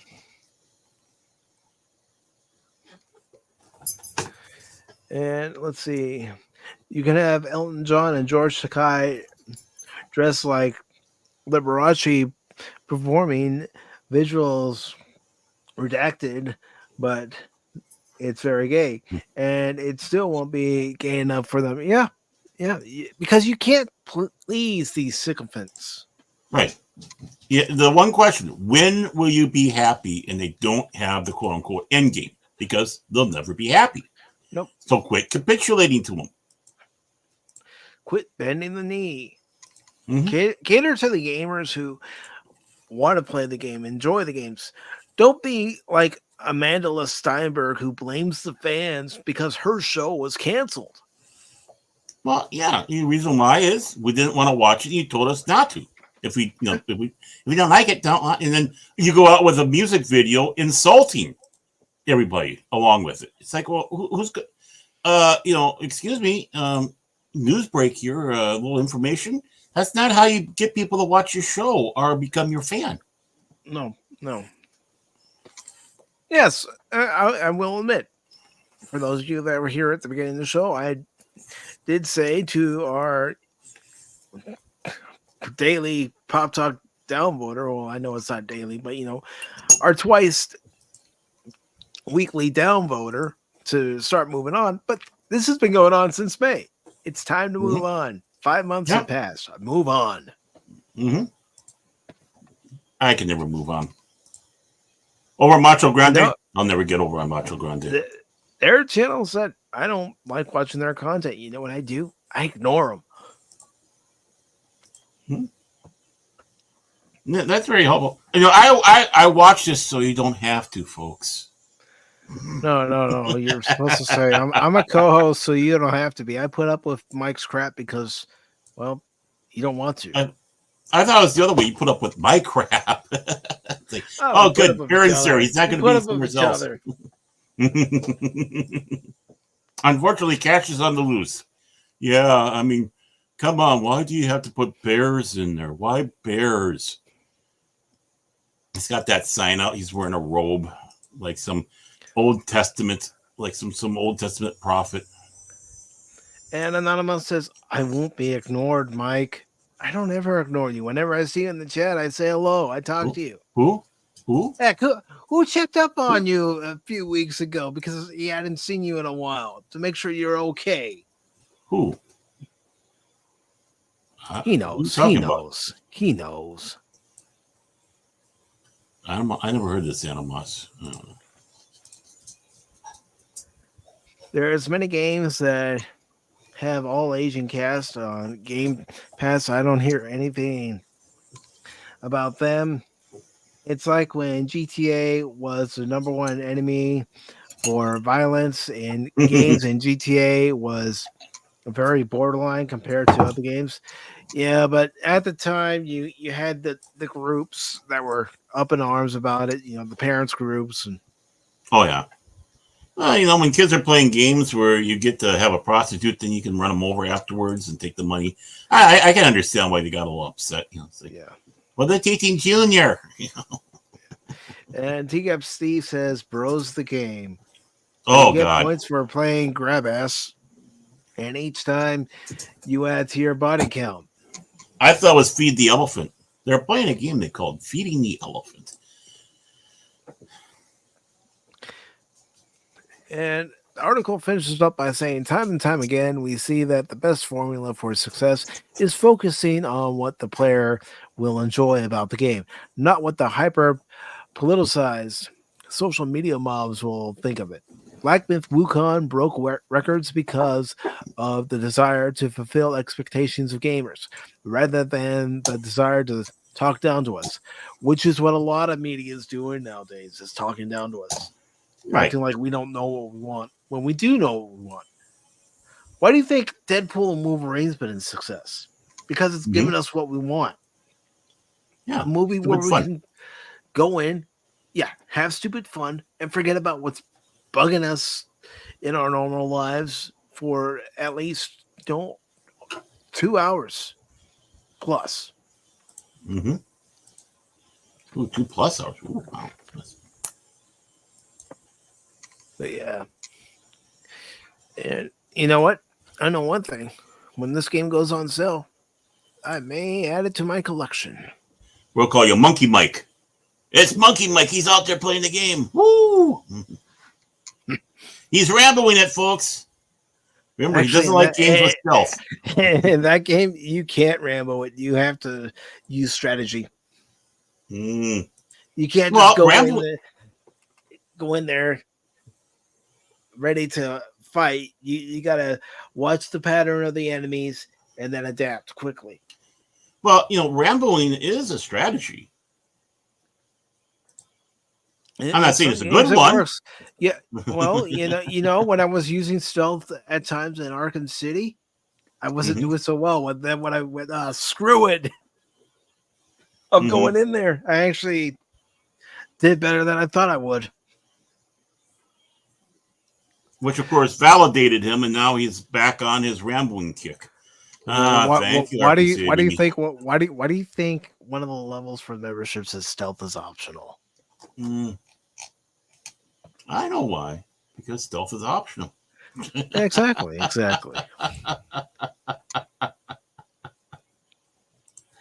And, let me see if the weekend box office has been updated. Yeah, have they gotten their job? Are they doing their job over there? Are they doing their job? Come on. No. Box Office Mojo still doesn't have it updated. Even after that meeting you had with them? Got it. Oh, God. I feel like I'm going to puke. Oh, no. What now? I'll show you guys. We're not reading this, but I feel like I want to puke. Oh, no. No.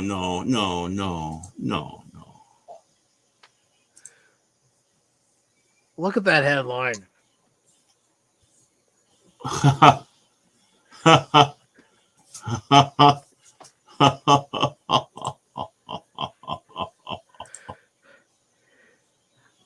Oh, gosh. Mm-hmm. Well, I'm the most selfless co-host, so there. Yeah. Well, that is true, Baron. Mm-hmm. But yeah, oh boy. Well, remember, remember. That's why we got this. Oops, no, doggone you, behave. How many of you think the opinions of actors should be valued as much as, well, say, doctors, engineers, or a courageous congressman? Right here. Yeah, right on. Well, you're wrong. Actors are self-centered punks. I never get tired of that one. And by the way, fuck you, Mark Hamill. There! That was a perfect pun now. All right. I am looking for box office numbers since Box Office Mojo has dropped the ball. Let you down yet again. Oh, I tell you. I'm disappointed. Let's see what they have to say for.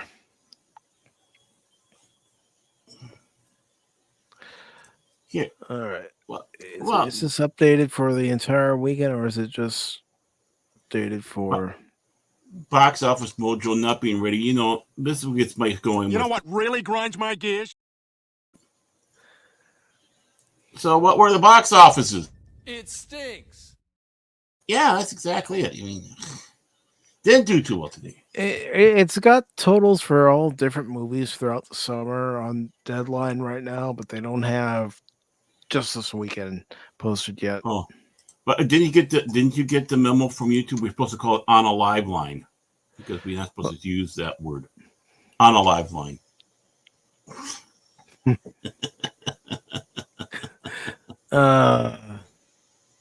Yeah, they don't have it yet either.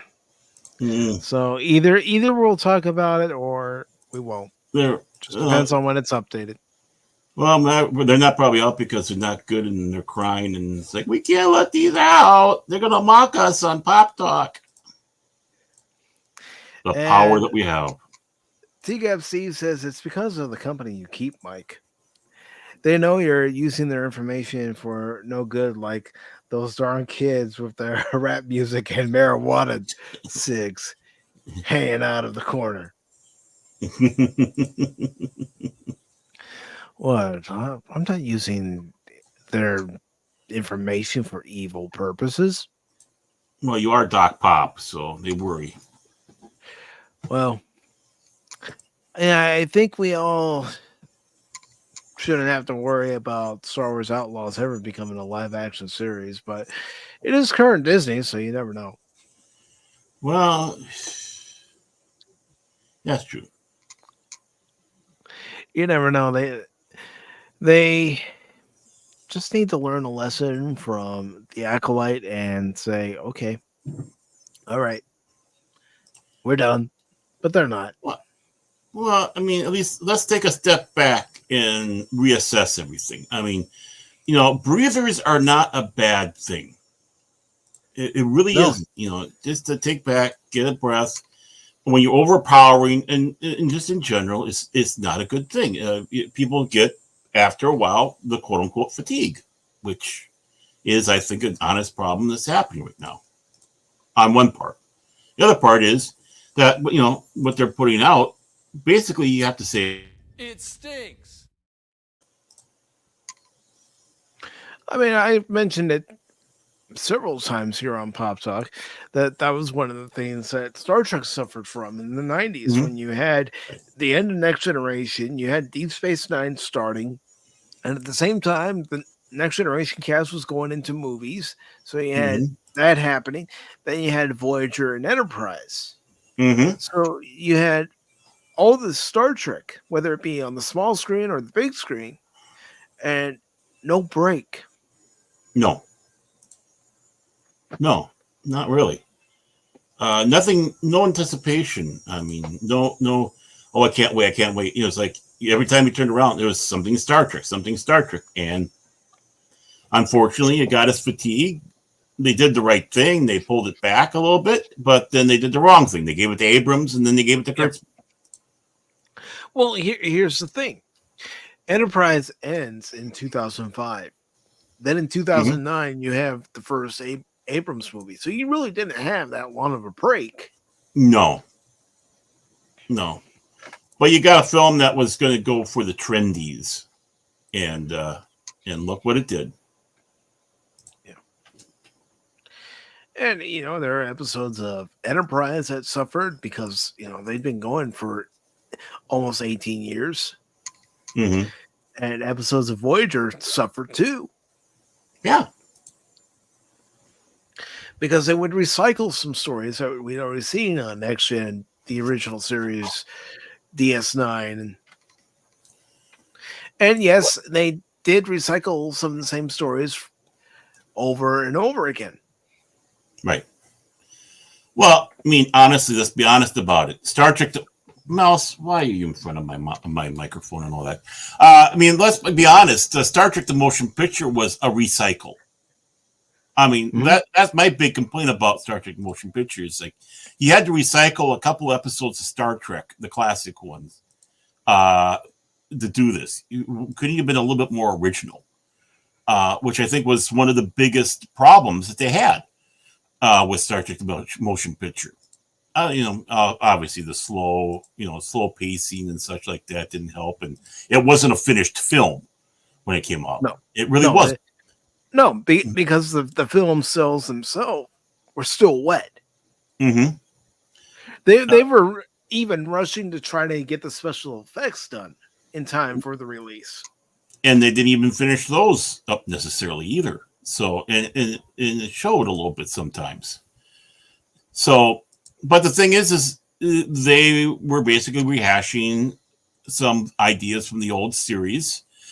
Gunsmoke, in this 20 years run, that was kind of the problem towards the end. They started recycling their stories again, virtually, almost verbatim, because they were running out of ideas for Gunsmoke. What are we going to have Marshall Dillon do this week? Well, remember that episode way back when we began, when it was black and white and half hour? Let's stretch it out to an hour long, and it's in color now.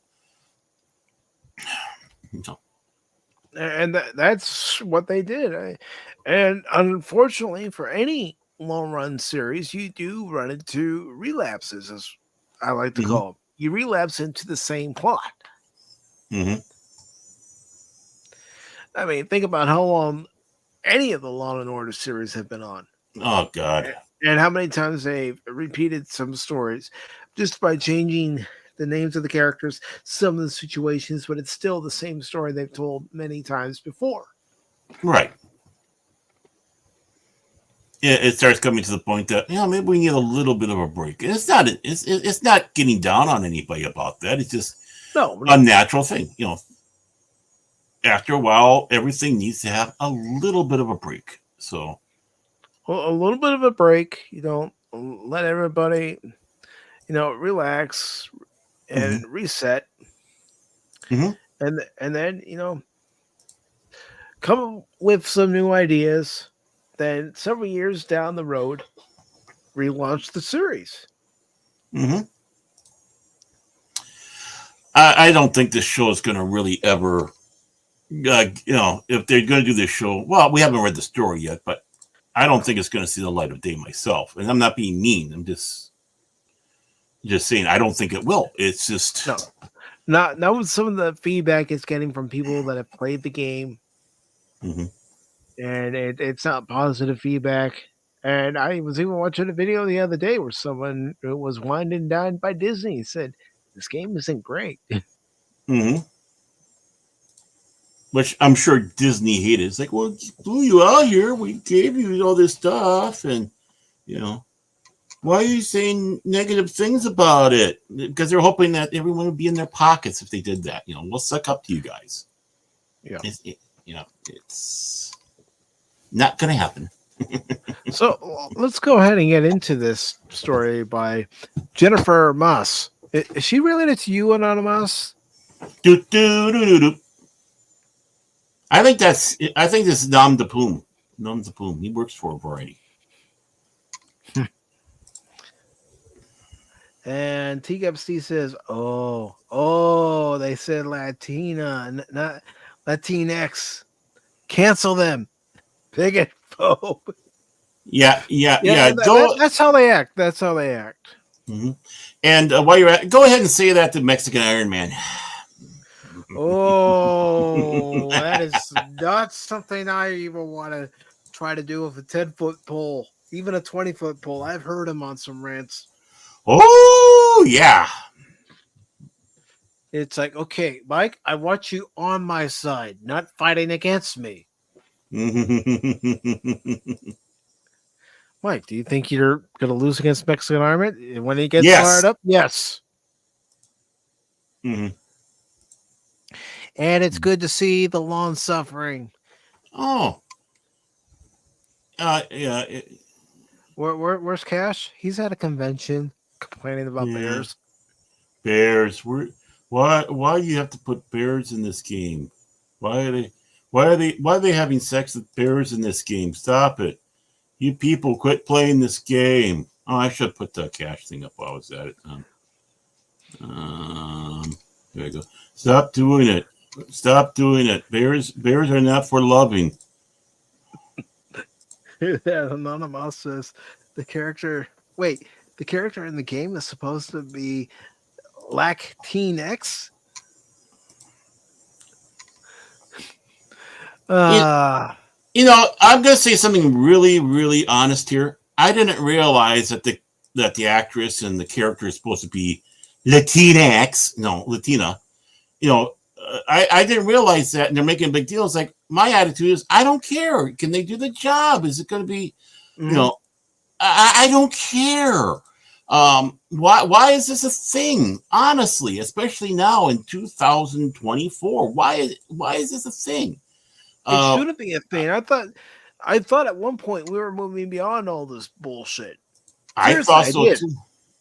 Well, you got to remember, the last time Disney really did a job of bringing in the quote-unquote Latino characters in the Star Wars, they basically went to the traditional stereotype of being chop shoppers. Yep. Underground chop shoppers. Way to go! Yeah. I watched that episode of the Clone Wars in the 7th season that they released. Yeah. That's just... Yeah, man. Yes, Anonymous. He's at a chin convention. It's the annual chin convention. They're measuring off their chins. They're taking photographs of the chins to see who has the biggest and best chin. It's ChinCon. They call it the Square Jaw Convention.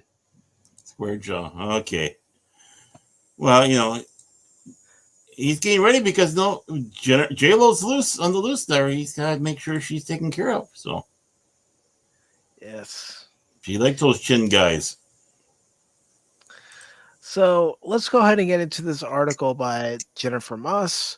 It was posted on August 30th on Variety's website.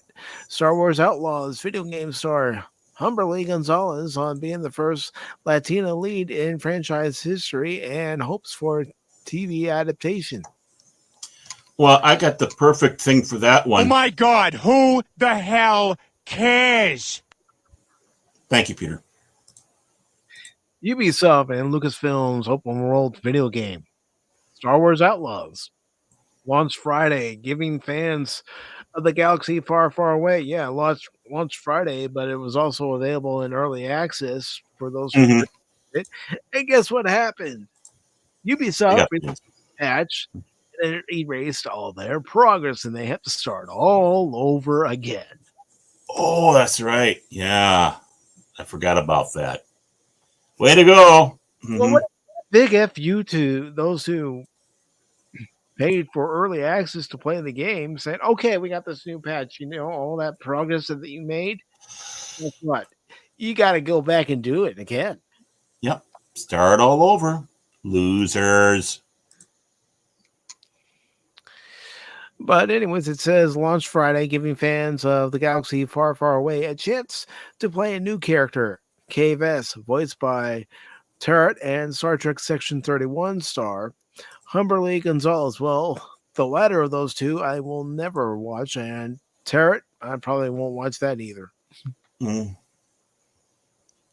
Then they're not giving me much reason to get excited, are they? No. And from that Section 31 trailer, that was a joke.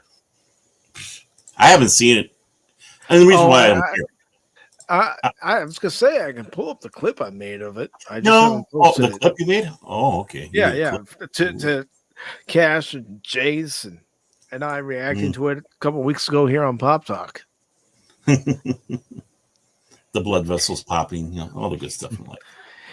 In a story set in between the events of the original film trilogies, The Empire Strikes Back and Return of the Jedi, Empire is better.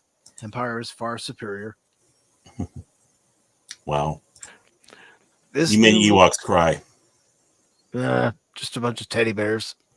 Yep.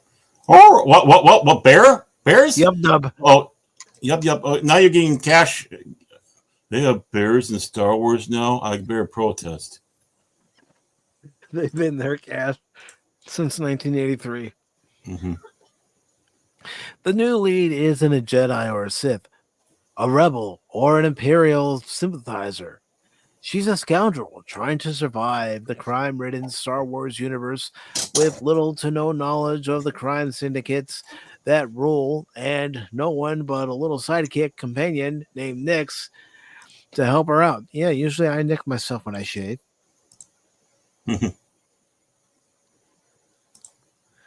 Not as much as I used to, but on occasion. Mm. It is such a fun timeline, and I know this from the creative team. Nikki Foy, the lead scriptwriter, and Navid, Navid Kavari, who is our narrative director. When this opportunity came to them and they found out the timeline they were going to be playing in was in the original trilogy between The Empire Strikes Back and Return of the Jedi. I wonder why Disney keeps having to go back to the original trilogy timeline. I have no idea. No idea at all. Because that's the only timeline people really care about. Well, I think they like the prequel one if you do it right. Yeah, well, they tried doing a prequel series. It didn't go well. Yeah. Mm-hmm. I think everybody was in shock, Gonzalez told Variety. And they always say, we got out of there before they changed their mind because this is a dream timeline. It is a time where the crime syndicates are thriving. The underbelly of Star Wars is rampant. So insert this new scoundrel story where she's a young girl that isn't a Jedi. She's not a Sith. She doesn't want to belong to anybody, not to the rebels, not to the Empire. She simply has a dream of getting rich and being free out there in the galaxy. She doesn't know what that means, but we get to explore with her through her rookie ways of becoming this incredible scoundrel, but not having the experience like the ones we've seen portrayed in Star Wars before, like Lando Calrissian, Han Solo. She is different because she doesn't have that experience. So getting to explore the underworld with someone who doesn't know the dangers of it is very exciting. Yeah, but when I watched the game, it's very boring. Yeah, I should probably watch some of the gameplay.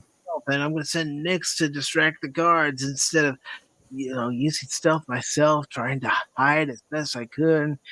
Which they give you chances to hide, but come on, you got a freaking blaster. Go in there blasted. So there I was, blasted. Baron Jets and Mike, you stealth. I was like, no way. Mm-hmm. You gave us away. Thanks, Mike. As we're sitting in the prison cell. Yeah. Let's see. Gonzalez, who not only lent her voice to KVS, but also did the full body motion capture for the video game character, says she was influenced the way the character was ultimately portrayed through her own ideas about who Kay should be. Let's see. I know that when she was first crafted, they were making her a bit more cynical, a bit more snappy. I don't know. From the first time you meet her, she seems that way. It doesn't seem like that has changed. Mm-hmm. Sassy? No, I think she's rude. Yeah. Well, that's sassy nowadays. Yeah. Their idea of sassy is just being rude. And it's like, no, that's not being sassy. There's wit behind sassy. Mm-hmm. But me coming in meant I wanted to bring more vulnerability to her. The cracks in the shield, the flaws that she had to have composure through, and that to me, that makes her so complex, so layered, Gonzalez said, because she's a rookie. How does that show up in the world, and what is she learning? And so we got to experience this timeline in Star Wars that everybody knows so well, but through fresh eyes, a new point of view. What happens when KVS is meeting face to face with Jabba the Hutt, who we know runs one of the baddest crime syndicates out there. Goes on to say she has no idea who he is. It's a very fun experience to input this rookie scoundrel in a world that we so know, and it's so dangerous. Yeah, you can't even shoot things, properly in this game, from what I've seen. Oh, so you're playing a stormtrooper? Pretty much. Kay is also unique in the Star Wars universe in that the character is the first Latina lead in the history of the franchise. This fact is a huge point of pride for Gonzalez, who was born in Venezuela, who says she has met Latinx fans at preview events who have tears in their eyes over seeing themselves portrayed in Outlaws. Right? Just a second. Oh my God, who the hell cares? Play George. Huh? Call bullshit. I was gonna say, isn't there a guy by the name of Pedro that plays in Star Wars? Yeah. I just wanted to check on that. There was someone who went out there by the name of Pedro. Pedro Pascal. Yeah. Or Pascal. Yeah. Just wanted asking. Yeah. Excuse me, sir. One last thing. What about this Pedro guy they got here? I met this young girl who came dressed as KVS. I'm sure she was a young girl who came as KVS. I bet she was an actress hired by Disney to come to the event dressed as KVS. Well, for that we got this. Bullshit. Yeah. Mm-hmm. She built everything herself. She created the classic bomber leather blue jacket that KVS wears, the track pants, the boots. She had her hair done and the makeup. She even had this backpack, and it was Nick's. Gonzalez said, I was in awe because it was a moment in real time of how important representation is, and especially having female protagonists in the gaming industry. We have female protagonists. We've had them. I call bullshit. I call bullshit. Because here comes the word salad. There we go. Here comes the word salad, Baron. Here comes the word salad, salad, everybody. Yay! I love word salad. Yay! It's coming. There can be so much toxicity, a lot of misogyny, a lot of just trolls on the internet that when women enter this space, there can be a lot of sexism, even though there is so much creativity and experience when it comes to women in the field. And this young girl came to me and just said, I have been waiting for a project like this for so long, for me to play as a strong female lead and explore an open world. She just wanted to thank me. I call bullshit. I second that. We were both in tears because I said it means just as much for me because I didn't grow up seeing myself. Oh, give me a fucking break. I call bullshit. Okay. You don't need to see yourself in a well-written character. Well, first of all, I want to start off saying fuck you and fuck you, Mark Hamill. And second of all, you guaranteed me never wanting to get this fucking game. I'm sorry. With that attitude, I know you're involved. I'm sorry. I'm not going to get this game. Not with that attitude. Not with your denigrating bullshit. You say this crap about us, and then you expect us to buy this game after insulting us like that. Fuck you. I hope this. I hope it crashes and burns. I don't give a fuck if you're a Latina, Latinx, whatever. I don't give a fuck. I never really cared at all what color or gender our character was in Star Wars or in a video game, as long as they're well written and fun. I'm sorry, we've had strong female characters in games. All you have to do is just say the magic word Lara Croft, and that's the start of it right there. That's not including others along the way. So fuck you and the horse you rode in on. For all I know, the horse is probably riding you. I don't know. Tia won a donkey show. Anyone? I don't care. I don't care if I'm insulting anybody with those. I don't care if people are saying I'm being whatever. But you know what? No, you started with your bullshit with the misogyny and all the other trope words that you've been dropping for all this long. Fuck you, Disney, too, for allowing her to say this stuff. Well, you know, Baron, it's Disney and their PR department that are telling her the talking points. This is what you have to say. Right. And there you go. You got that out there. And you know what? All you got is a bucket full of shit and trying to bring us in. And when it's like, what happened to the honey? We're not coming in. Excuse me. Look at the acolyte. You insulted us, told us to fuck off there. We did. And then you still complain. You know what? Fuck you. Fuck you. All your attitude is, all what you're sitting back saying is going to do one thing and one thing only. The misogyny that you're bitching about is going to bring it back. Yeah. Nobody is going to want to play a game with a woman in it because of this attitude, because they're going to figure this is what you have behind her. Not a good character, but an attitude like this. You're going to bring it back that no one will want to play a game with a woman in there because of this. Well, not because of us, because of you.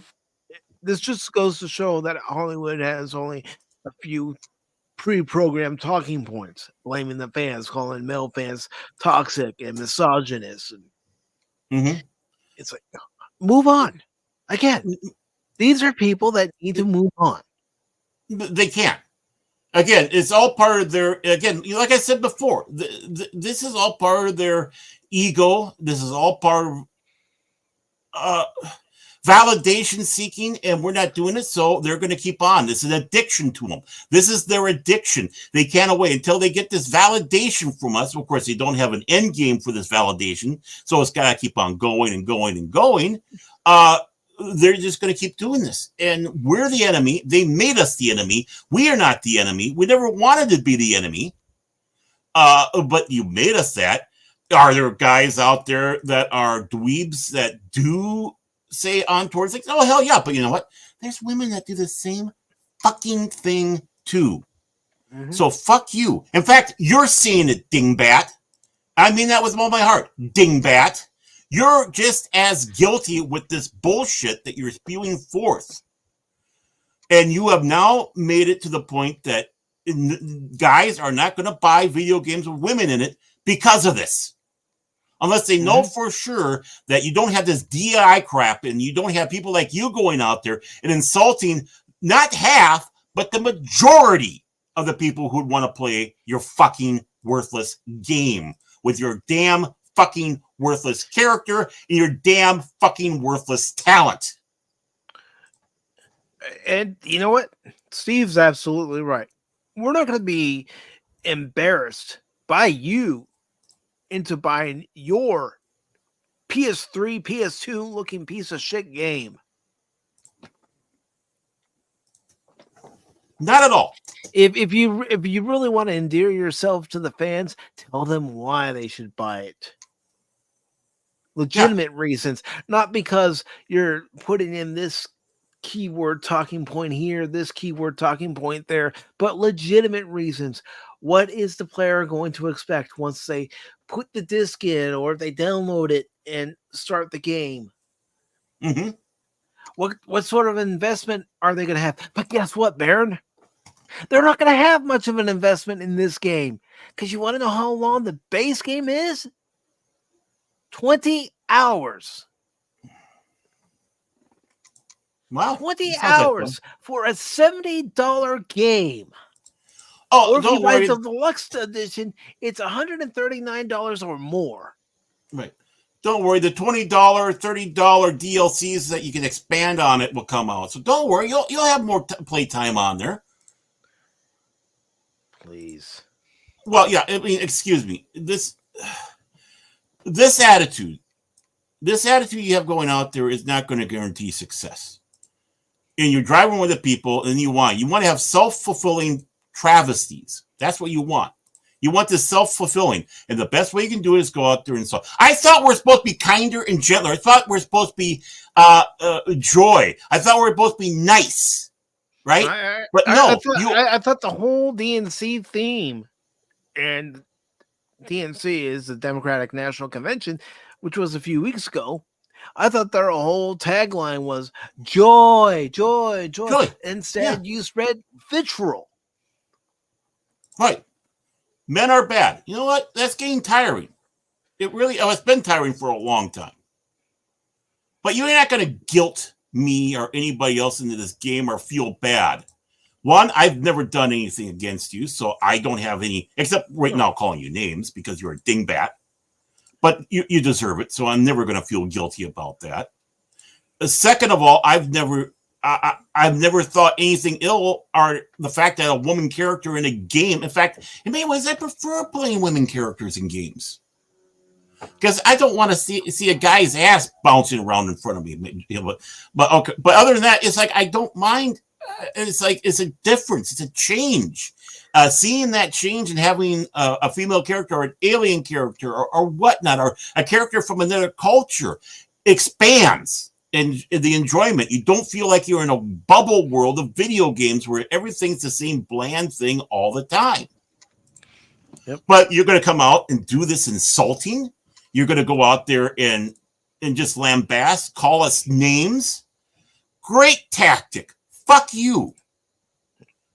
We're not the misogynists. You're the sexists out there. You're the bigots out there. Yeah, you are the bigots. You're the sexist. You're all those. And you're also the fucking racists. Because that's all I've been hearing out of your fucking mouths while you're also spewing forth bullshit things like joy, which I hardly have seen any of out of people like you. And it's like, and by people like you, Baron means people from your political side of the aisle. Well, not necessarily, political side of the aisle. Also on the way of doing these games and DEI side of the aisle. All that. It's all-encompassing people like you, not specifically towards a race, a gender, or anything like that. I'm talking about the dumb shits out there. The people who've been ruining everything that we have. Everything that goes out there and whatever they touch turns to shit. Because that's all they got in between their ears is shit. Fuck you. You've been doing a good job of destroying everything you have. But I got news for you. We're coming back, baby. We're coming back. We're taking over. As you can see, things that are not following your bullshit rules for DEI and all the others are succeeding. The stuff that we've been craving for is succeeding, but yet the stuff that you've been pushing on us and calling us names about have been failing. You know what? Acolyte crashed and burned, not because of us. It crashed because of you guys. And what you did, how you promoted, how you presented it. How they presented, how they said, it's not for your Star Wars fans. It's for these Star Wars fans. The ones who really don't give a crap about the franchise. And then you have the show. Yeah. And then you have the fucking nerves to come back and blame us. I'm sorry. I'm not involved in the Stockholm syndrome situation. I am not going to allow you to beat the shit out of me so I can come back and be part of you and feel sympathy towards you and be a little sycophant dog falling around, whatever you say. No, I don't suffer Stockholm syndrome. You can get that out of your head. Yeah. I'm not going to be kicked around and abused by you and say, please, may I have more? No, fuck you. If we want to watch good Star Wars, we can still watch the original 6 movies that George Lucas wrote. You know, I'm doing a big cleaning here at Tagge Cottage, right? Which involves moving books, right? And guess what I'm moving a bunch of? My Star Wars EU books. I'm looking at it going, here's Star Wars. If I want to get lost, I have years worth of Star Wars to read, to enjoy, to play. I don't need you. I am not going to be part of this abusive relationship where you say, I promise it'll be better next time. And then you take out a bigger bat to try to hit me over the head and insult me. Because you know what? You might say, oh, don't go out there and confuse us with abusive. No, it is. You listen to the words. Remember, abuse is also verbal. And listen to what they call people. That is verbal abuse. And we have been verbally abused by these worthless sacks of shit for how many years? Too long. Too long. And I'm sorry. Going on 10 years. Yep. And my attitude is no. I've walked away from your abusive relationship from at the very beginning when I realized it was turning to shit fast. I saw that you were a duplicitous drunk. And I managed to get up before you started hitting me.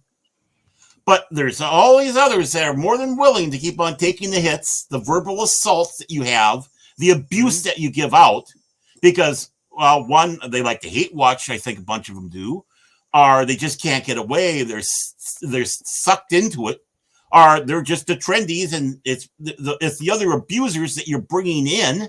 Hey, let's bring the rest of the abusers in so we can beat everybody else up. Just listen to those fucking words. Everybody, listen to the fucking words that these people have been saying throughout the ages. And don't tell me that that's not verbal abuse. It most certainly is, Baron.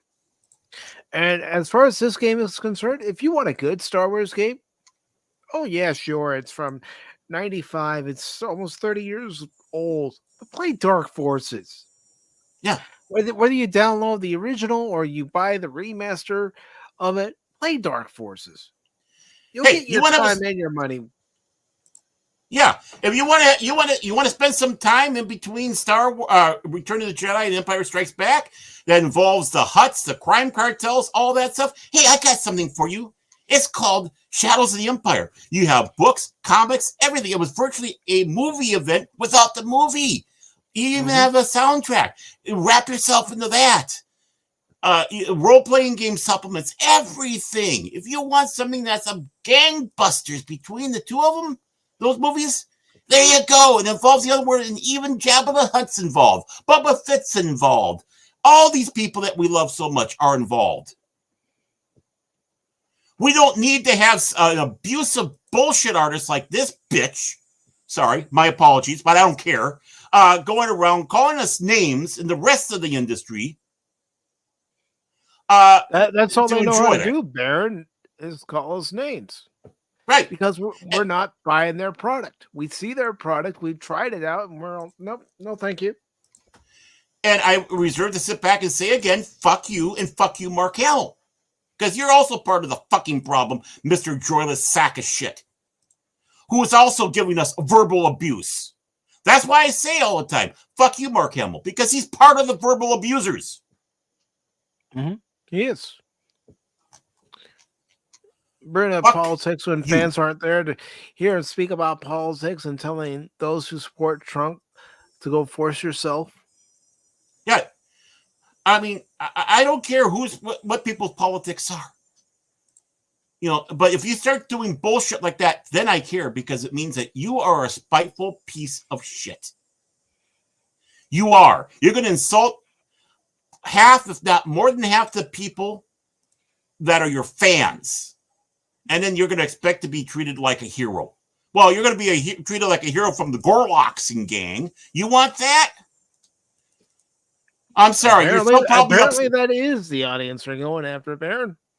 I suppose you're still upset because you got to play with the granddaughter you wanted your daughter to abort. You're forced to have to spend time with the kid you wanted killed. Okay, have fun, Mr. Hamill.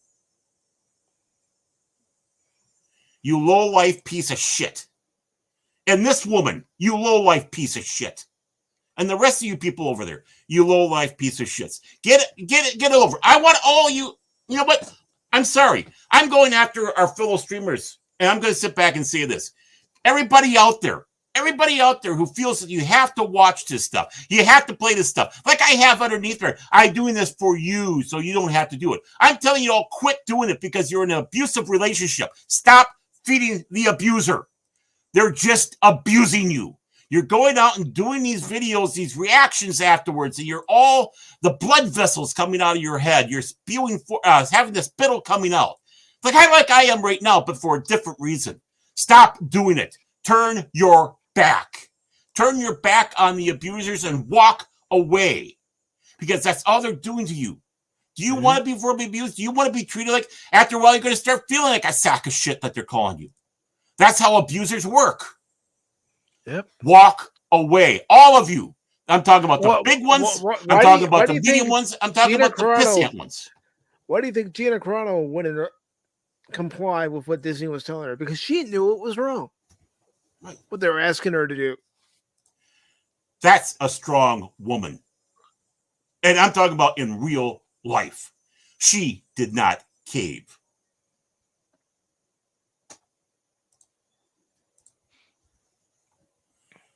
What I have to sit back and say to all our fellow youth, because I love you all. I really do.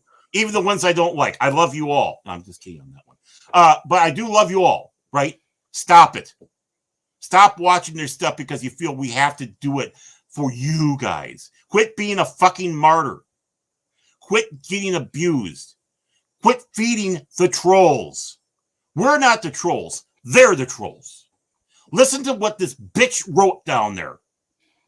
Listen to what she says. And it's what they've been saying how long? And we still keep, well, I don't, but you guys still keep going back. And I feel I still got to go over there. I still got to watch it. I still got to go to Disneyland and see The Edge. No, stop it. Stop it. Quit being abused. Remember the old days. Let's focus on the stuff that we love and bring out the stuff that we love and let people know why we love it. Let's be the ones that bring out the actual true joy. Because we do that, we win. They'll get ignored. Let's bring the ones that bring up the joy that we had watching the original trilogy or the original 6 movies or reading the EU. Because you want to know something, folks, for those of you who may not know, that is something from the very beginning of Pop Talk I wanted this show to do. Talk about the things we love, the things that we have a passion for, and why we have a passion for it. Right. And, you know, this dingbat set me off. I didn't expect to get set off today, actually, because I'm really tired. I've been doing a lot of work, and I'm really aching. Well, I suppose the achiness and the fact that I'm not I'm hurting kind of helped irk this along. So forgive me, people out there, if I might seem a little extreme. But the thing is I'm not. They're the ones that are extreme. You know, a lot of these Hollywood sycophants think they're being coordinated as king and queen of entertainment. Well, this is us, the fans. Disrupts my coronation! Coronation, Starscream? This is bad comedy. Megatron? Is that you? Here's a hint.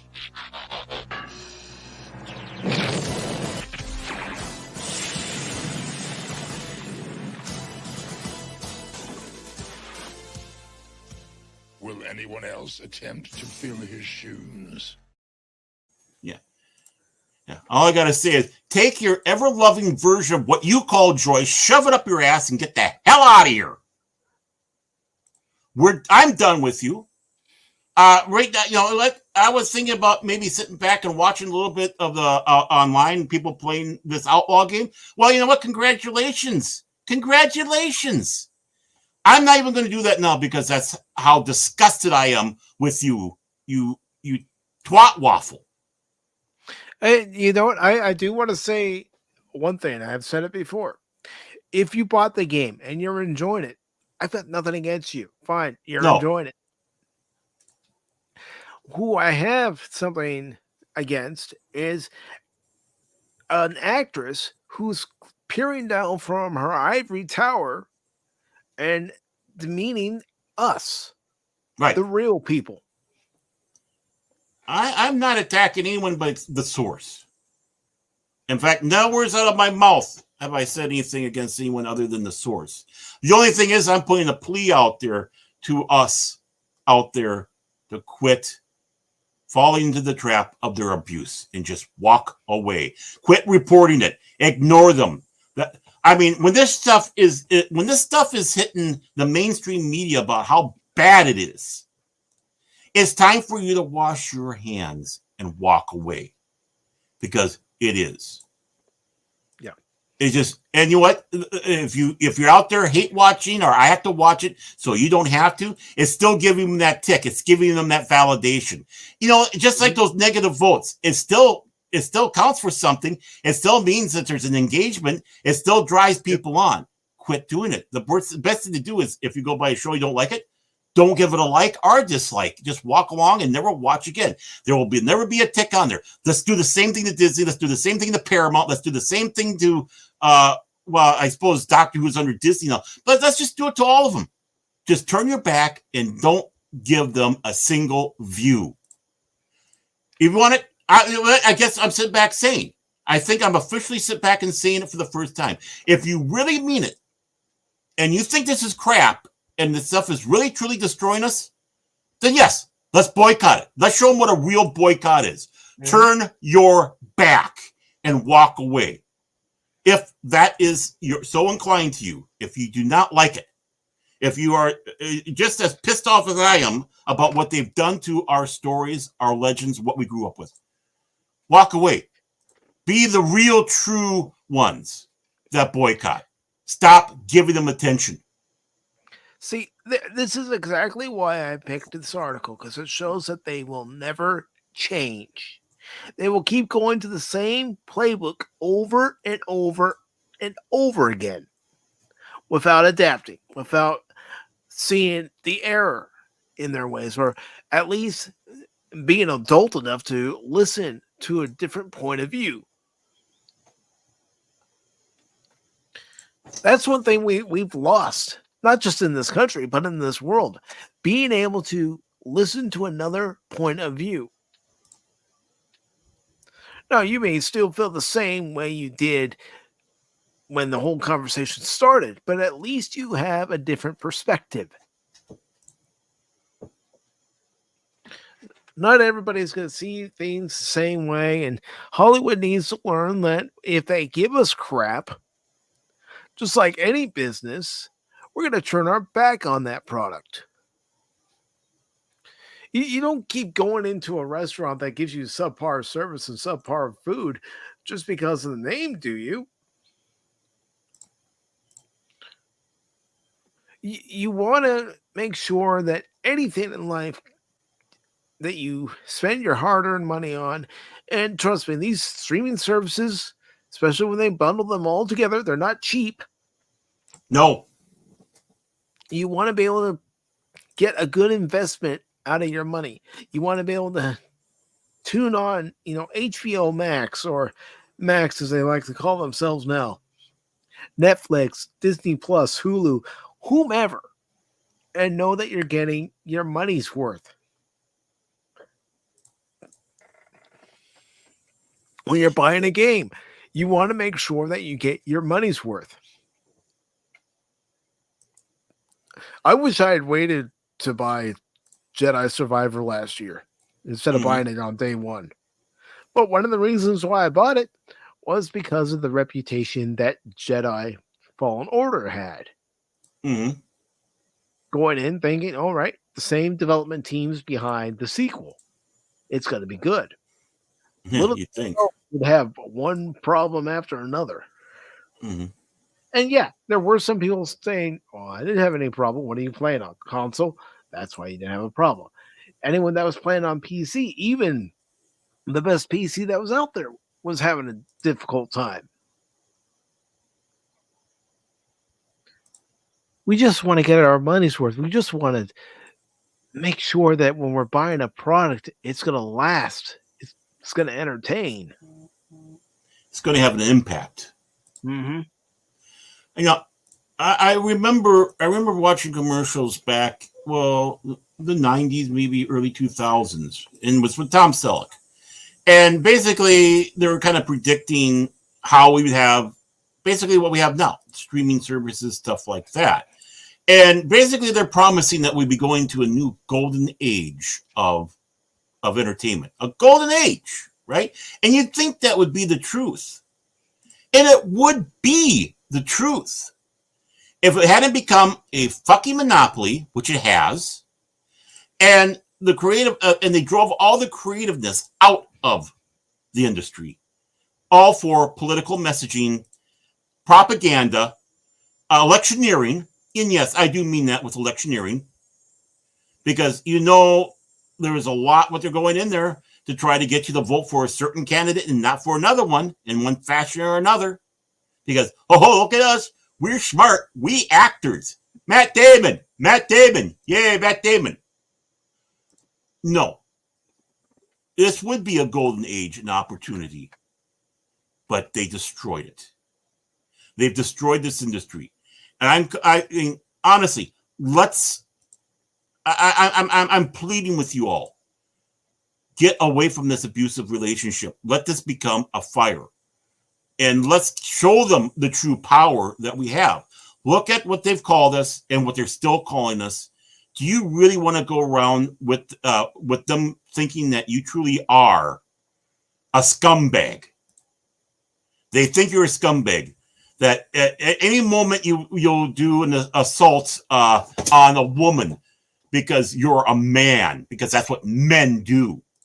And that you're this horrible fan and you don't like women and you recoil whenever women and you think women are bad. Honestly, do you want to keep supporting that? Do you really want to keep supporting that you're nowhere better than a Ted Bundy? Not Al Bundy, Ted Bundy. Because they're virtually putting you in that category. Meanwhile, what did they have in Hollywood? Do they still revere today? Even though he might be getting out of jail because of it. But Harvey Weinstein, remember how Hillary and Oprah and all these others are all what an upstanding man this was. Meryl Streep, right. And let's not forget, Leslie Headland was a little toady for him. I'm sure she made sure that she lined up the right girls to go in and probably got the sloppy seconds. I don't know. But look at all these people and the ones that they praise so much. Oh, how wonderful people like Harvey Weinstein is. He's such a fine, upstanding individual, right? Yeah. Excuse me? Yeah. And then you call me a scumbag. And yes, you are calling me a scumbag. And you're calling Mike a scumbag. And you're calling Cash Money a scumbag. And you're calling Anna Moss a scumbag. You're calling DJ. Everybody who is watching now, whoever has listened to Pop Talk or any show on YouTube, a scumbag. Right. Just because we have different points of view. And the fact that Anonymous, you still want to play it? I understand you don't want to spend the $70, but that's perfectly fine. It's your money. You do what you want. All I gotta sit back and say is just I'm not gonna, go to your chat or message you saying, I can't believe you bought that game. No, I'm not going to do that either. I'm just going to sit back and say, just remember what I said, though. Remember what they think of you and how they're treating you. Just think of that before you buy that game. I'm asking everybody to. I know it looks pretty to a lot of people. I know it has those magic words Star Wars on it, but please think about it. And just remember the abuse that you're getting. Do you still want to give money? Do you still want to give time? Do you want to give effort to these people who think you're no better than, well, grape? That you're not, no, that you basically you're just a graper. That you're a type of person that hates women. That you're a type of person that holds women down. That you're a person that's a slime ball. Look at all the things, including what's in this fucking article. What they think of you. Well, let's find out what else they think of us, if it even says anything like that. Because I do want to get through this whole article. All right. So Gonzalez spoke with Variety about starring in Star Wars Outlaws amid the ongoing saga after a video game actors strike, which began July 26th. While the Ubisoft-developed Star Wars Outlaws is exempt from the work stoppage and not among the struck titles, Gonzalez addressed the central issue behind the strike for herself and other actors, which is increased protection surrounding artificial intelligence, AI, and how she believes her work as K-Vess proves the importance of the issue. I love this job so much. I would love to keep doing it for many years to come. Well, a lot of voice actors have been able to do it. Yeah. For many years to come. Mm-hmm. Till the day they died. Yeah. Mel Blanc comes to mind. He did it up until the day he died. June Foray. Yeah. Mm-hmm. I think it's important to fight for our rights, to respect the actor's craft.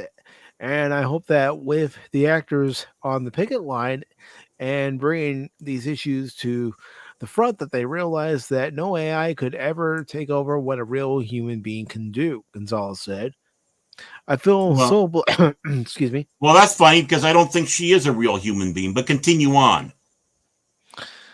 Okay, let me just get back to where I was. Let's see. Fight for our rights, to respect actors' craft, and I hope with the actors on the picket line and bringing these issues to the front, they realize that no AI could ever take over what a real human being can do. I feel so blessed to be able to play K-Vess, because what infuses her in my own experience of growing up in Venezuela and being an immigrant, leaving everything behind, starting over, and me following my own dream, which is such a big parallel to K-Vess having grown up the way she did, coming from nothing and having this idea of what freedom is and what it means for her. So when it comes to that, I will always be on the side of let's protect our rights. She goes on to say that they recently wrapped up the Section 31, which looks like crap. Right. Starring alongside Michelle Yeoh, who just looks like the mustache twirling villain with the way she's acting in that. And she's a very good actress, and to see her in that role, it's like, really? Honestly? You doing that to her? And it goes on to say, yes, she's aware of the unique nature of her starring in competing iconic space franchises. Well, one is science fiction, the other is science fantasy. And it's already happened before. Yada, yada, yada. It's currently in production on the third season of Netflix. Gideon, Georgia, would love to take her acting as K-Vess one step further with a TV adaptation of Star Wars Outlaws. Oh, please, God, no. Please, God. No. I think it would be incredible to see K-Vess in live action, because one thing that we don't see in animation is those micro expressions of a real human being on the screen, Gonzalez said. And it would be incredible for me to experience what it would be like to be literally in her costume, in her appearance, her likeness, in the landscape, to see her interact with real characters, the creatures. It would be a dream come true. I certainly would not say no to the opportunity, and I think there's so many opportunities to see KVS and other aspects of established roles in Star Wars, because we're in the original trilogy and there's so many opportunities for her to exist or show up in different places. So it would be amazing, and I think fans would love it. Yeah, well, I'm sure fans would like to see a live action representation of Cal Kestis too. But even so, I still don't want to see it. Not with the way Disney has been going. Well, and especially your attitude, lady. And your attitude. Like I said, I'm still waiting to see a real human being here. I don't see a real human being. I'm seeing a scumbag. A sexist, racist scumbag. And hello to Fox Zenmisky over on the Rumble side. I'm sorry, this kind of set me off. I didn't mean to have it set me off. But the thing is I'm tired of this bullshit out there where you can go out there and say whatever you want, and then we'll still throw money your way. No consequences. But and you understand why I chose this article. You wanted my blood pressure to go up. No, because it still shows in print that Hollywood will never be able to change. Well, it'll change, but it's going to be they're drastic. Unwilling to change. It's going to be something new. It will change, but for people like this dingbat, they're not going to like it. Like other people in her, the Kathleen Kennedys, the Bob Igers, the Kurtzmans, and all that, they're not going to like it. They'll be lucky if they're able to be able to do puppet plays in Uganda the way they're going once the dust settles. Because you know what? We people are pissed. We are pissed. Like I said, all the insults and the abuse of you can. How long until that finally breaks? How long does that break? And you're going to have the next one come out after this big insulting destruction you had with Acolyte. And what's going to do next when it's just even worse? And you're going to try to do the same bullshit on us. And it's going to get worse and worse. You're just going to crumble. You guys are probably going to fall apart before you even dream of having a bloody show off with this piece of crap. You're worthless, woman. South Korea and Japan are doing better, Jace? It's because they don't put in this DEI bullshit. Yeah, there's a reason why Korean dramas are becoming so popular. There's a reason why anime and manga is so popular.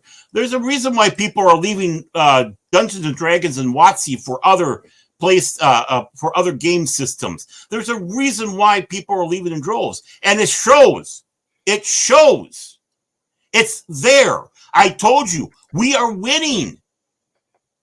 When you have a cancellation of a Star Wars show behind a paywall, 2 Star Trek shows behind a paywall, we are winning. We just need to put the extra fire on. And that extra fire, like I said, turn your back. Do not feed these people. They hate you. And I mean that.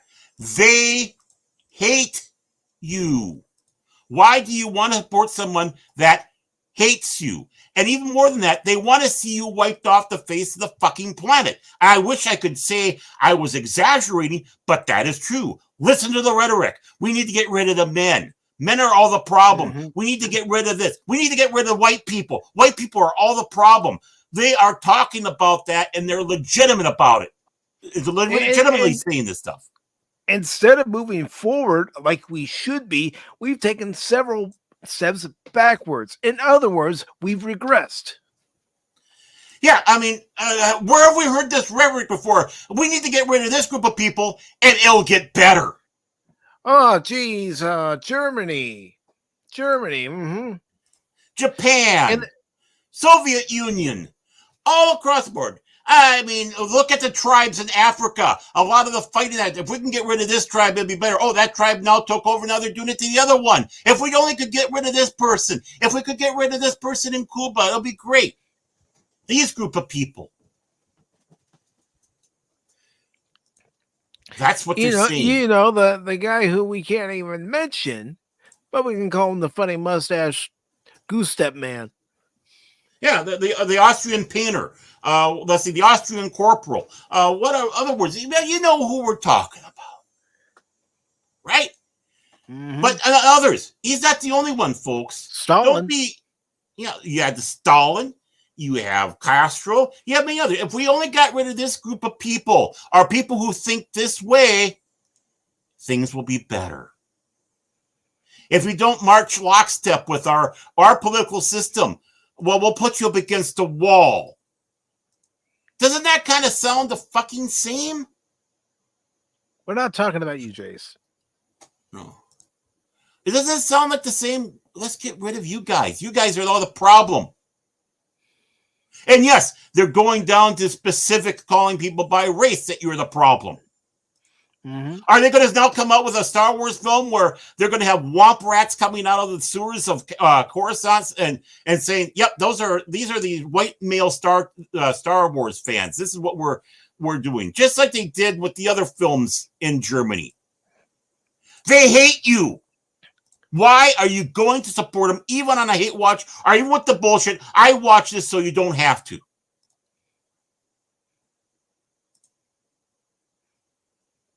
Don't watch this so we can all get something better down the road and we can finally crush these motherfuckers. You know, I tried giving Star Trek Discovery a chance. I really did. But after the third season, I won't. No more. I can't do it. This isn't the Star Trek I grew up with. This isn't the Star Trek I loved. The Star Trek that inspired me and so many others to think of a better future. To think of how you should act toward another person. You know, that vision that Gene Roddenberry had of all of us coming together and respecting one another's differences, whether it's appearances or beliefs. Mm-hmm. With current Star Trek, that doesn't exist. What's etic anymore? Etic today is my way or the highway. That's what their version of etic is. Yet, Baron, you and I both know that etic stands for infinite diversity in infinite combinations. Bingo. Mm-hmm. Why? Because we are Star Trek fans who care about it. Star Wars is who a care fantasy. care about the message that Star Trek gave. Who care about the message that even Star Wars gave. You know, you're being oppressed. Band together and fight for your freedom. Stop letting people walk all over you. Walk away. I want the Star Wars where you're dreaming that you're like in a pirate film, swinging from the mast on the rope with your sword in your hand, flailing away, which is what Star Wars is about. Swashbuckling, space opera, excitement, thrills. I mean, Luke swinging across the chasm in the Death Star, it is right to Douglas Fairbanks, man. Right to Douglas Fairbanks. Or Han Solo in the canteen, like I said, it's right out of the Westerns, right out of Good, the Bad, the Ugly. All across the board, man. It's not to put a message out there saying that white men are scumbag. Or to say that any race, any creed are scumbags. No, you don't say that about your fellow human being.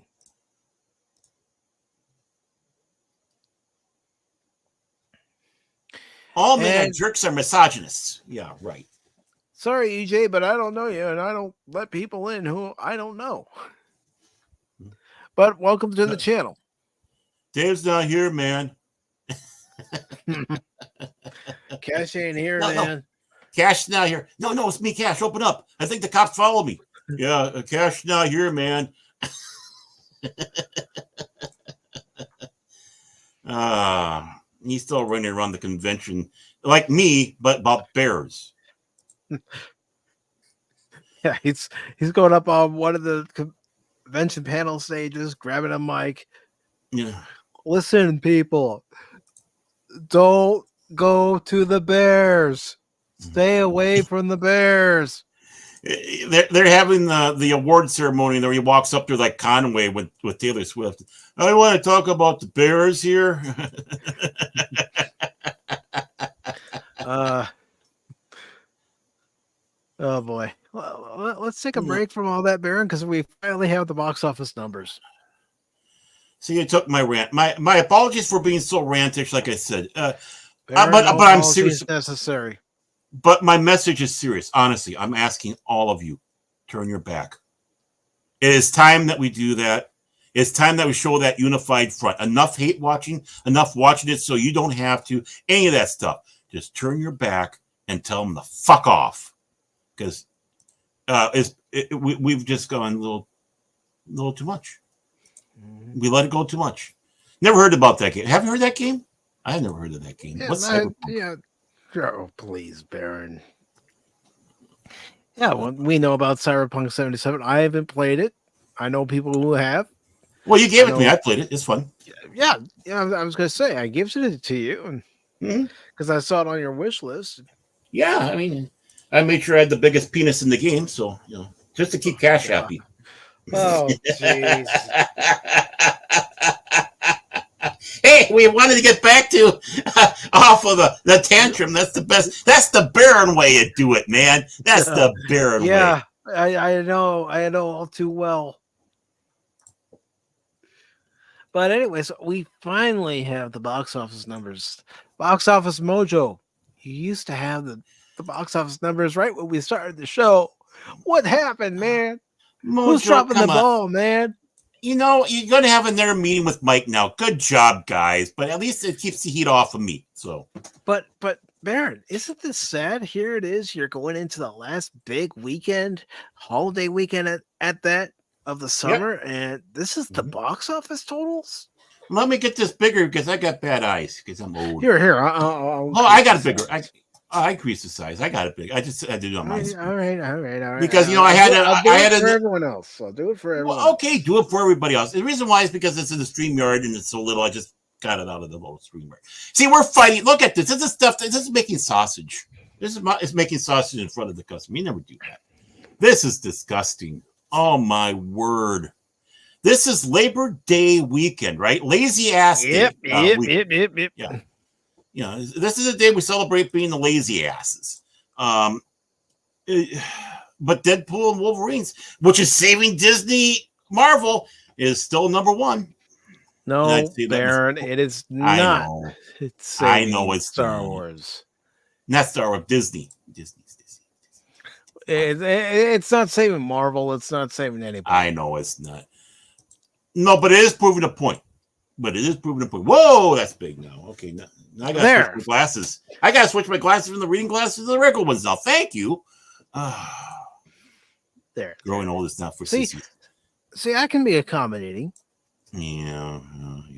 Accommodating when you give me a kick out the door. That's what you do. I haven't kicked you off all show. That's true. I'm amazed. The other time you're doing it to Cash quite a bit, so I was impressed. Well, he deserved it. He was being ornery. We are enjoying our Sunday, and you have a good night as well. Yeah, you have a good one too. Have a good night, a good morning, and thank you for stopping by. Really appreciate it. Have a Coke and a smile, as they say. Have a Coke and a smile. So Deadpool and Wolverine only made 15.2 million this weekend. Yes, I know it's already crossed the billion mark. Yeah. In total. But still, this is the last big weekend of the summer. Well, to be honest, I can see it making this much money at this point of the game, but this should be further down the list and the other films making a lot more money. Yeah, but you know what I mean? What did you think, especially pre-COVID, that this total might be in the 40 millions and maybe maybe Alien Romulus might be a little higher. I don't know. I would think so. Twister's been out for a little bit. Yeah. So so I can see that they're down and such, but Reagan's brand new, and that stars Dennis Quaid. Mm-hmm. And I can understand why it's not necessarily high, because it's, let's face it, that's a film that's a little bit more interest orientated. You know what I mean? Yeah. Because it is a docudrama about the former president, and it's in the middle of a political year, so you got to get in that straight character. But usually films like that don't necessarily do huge in the theater. It's usually when they get to, well, now we call it stream, but back in the day, cable or the video stores. But the other ones, I would expect more. I expect a little bit more out, just a little bit more out of Twister, a little bit more out of Deadpool, but I can understand why it'd be dropped down about this point. Alien Romulus, I mean, how many weeks has it been out? 2 now? 2 weeks, I believe. 2 weeks, and that's what it's bringing in? Yeah. I'm going to look up and see what its budget was. I mean, this was originally supposed to be released for Hulu before they decided to release it in the theaters. And there are special effects shots in the movie where you could tell it was supposed to be a TV movie as opposed to a theatrical release. And you would think somebody at Disney, a higher up at Disney, would have said, okay, before we release this in the theaters, we need to clean up some of these visuals, some of these special effects to make it more presentable for a movie theater screen. Yeah, you would think. Yeah, you would, except for one thing. This is Disney now. I know. Yeah. Hey, it's current Hollywood. I mean, it's not the first time something made for TV went to the movies. I mean, Buck Rogers in the 25th Century was one of those. As well as, Battlestar Galactica went into the theaters. They had some episode of Babylon 5. They wanted 2-parters so it could go into theaters in Europe, in Germany. And they did a few of that with some 2-parters on other shows. So it's not the first time, but yeah, you expect that but everyone knew it was coming from a TV show, but you figure you would clean it up, make it look spiffy. Spiffy. Okay, spiffy. So Alien Romulus has a reported budget of $80 million. Ooh. Well, I mean, really, it didn't kind of make its money back a little bit but still. And according to the source I have, I'll go ahead and show you guys what I'm looking at here. You have sources? Cool. This is where I'm getting the information from. So it says, let's see, 80 million. The figure is mentioned in multiple sources. Following, it mentions Reddit discussions. It also says an article reporting production budget of 80 million. Another article stating that the film was produced on a budget of around 80 million. It has grossed 225 million globally at the time this was updated, making it a commercially successful venture. It's worth noting that the initial estimate of 66.7 million in the global box office debut might have been an opening weekend figure, and the total production budget might have included marketing, distribution costs, which are not explicitly mentioned in the provided information. Mm-hmm. Yeah. So, I mean, 285 million worldwide for a movie that's reportedly has an $80 million budget. It's a success. Even though for me, watching this movie, I liked it all the way up until they started copying and pasting from Alien 3 and Resurrection. Mm-hmm. The best of the series, why not? As soon as I started noticing the copy and paste, my score for it started dipping. Mm-hmm. And I give it a 5 out of 10 at best. Wow. Well, like I said, when you I'm start surprised it's so seeing high. things, from other alien movies creep in, things that were done better, or things that you're like you're touching this again, then the score goes down. Did they bring back the xenomorph dog? No, they did not bring back the xenomorph dog, Okay. but they did bring back the line that Sigourney Weaver made famous in Aliens. Get away from her, you bitch. Oh, yeah. It's like, yeah, let's bring in the line. Why not come up with something new? Oh, wait a minute. That's right. That's right. Well, Never I'm sure. mind. Forget I asked. Well, I'm sure if there wasn't all the copy pasting, it wouldn't have been so bad. That would have been that little nod. But they had to do the copy and paste, which, of course, lessened that. Yeah, and the Ooh, look at lead those character, Ray, I'm sorry, but she's no Ellen Ripley. But yeah, these numbers. Ugh. The Forge and Blink Twice, roughly about the same. You know, the Blink Twice made a little bit more. Mm-hmm. Inside Out 2. Even Coraline's still doing well for a re-release. Yeah, 15-year-old film coming in. Yeah. Yeah, look how much it's made in its re-release. That's not bad. No. Not at all. I mean, really, if you want to sit back and say that's all profit. Mm-hmm. The Crow. Sorry, Chase. What? The Crow's not doing so well. Oh, yeah. I heard that thing just got raked over the coals with the critics. I mean, I'm not saying anything against the film. I'm just saying what I heard. I don't have any opinion about the film. Let's see. Anonymous. But was Jason's acting a little too wooden? Was that what it was?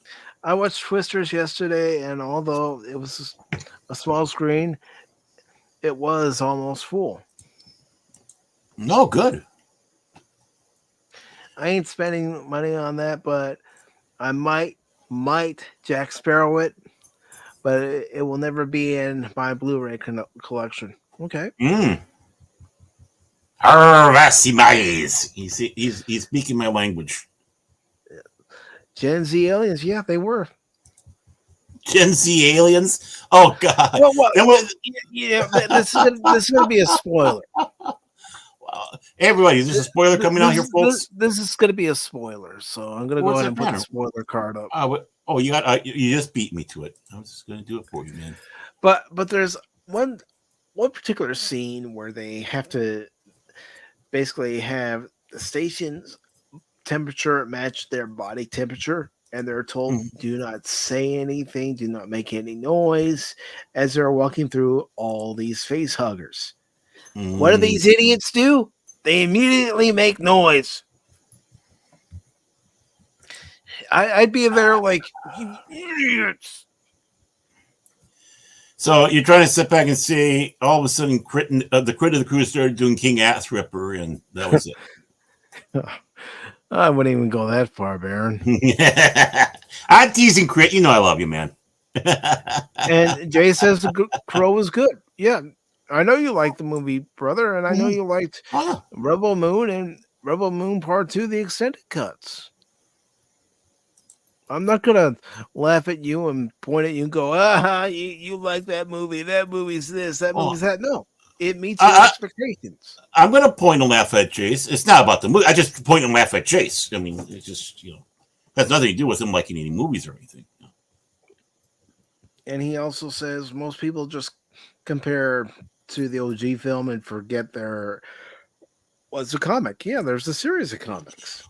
Oh, excuse me. I don't know where that came from. Whew. Oh, I'm sorry. Am I boring you, Baron? You are, actually. Yeah, I mean, I miss Cash. Well, Cash was probably asleep on a keyboard after the convention. No, I'm sure the convention's still going on. It's only It's only 101 over there. Yeah, but you know how Cash just okay. I gotta go. I gotta get some sleep. Mm-hmm. Probably fell asleep on somebody's Warhammer minis, and they're going to kill him now. Probably. Yeah. And Borderlands, the movie that should have never been made. Oh. Yikes. Look at those wonderful numbers, man. Hit. The biggest hit. That saved the summer box office right there, folks. Oh. Summer box office has been saved, baby, thanks to Borderlands.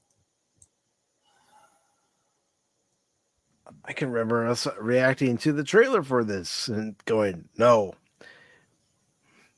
Yeah, I mean, it's interesting because I have to admit, I don't know that much about Borderlands, but listening to you and Cash, and I think there might have been someone else in there, it's like, oh, okay. Wow, sounds like we got ourselves another full nappy coming in at full speed, you know? Hey. The Krappenheimer. Yeah, that's right. Okay, what's this movie called? Borderlands. How long is it? An hour and 40. Excuse me. An hour and 41 minutes. Oh, good. Nap time. Yeah, it's an hour 41 minutes too long. Yep. Well, again, let's blame all of us. It's all our fault. We did it because, they had strong female whammons in there. Look at all the whammons. Well, we rejected the whammon. Aaron, it's because we're always saying everything sucks. That's what they say. It's not just Pop Talk bringing the negativity. It's all the misogynists out there bringing the negativity. All of us, all evil.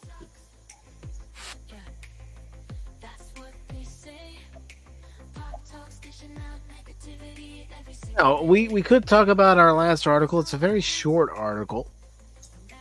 Or we could just chit-chat and wind down the show. Oh, okay. What was the last article about? Again, Stellar Blade 2 leak. The leak reveals major upgrade from first game.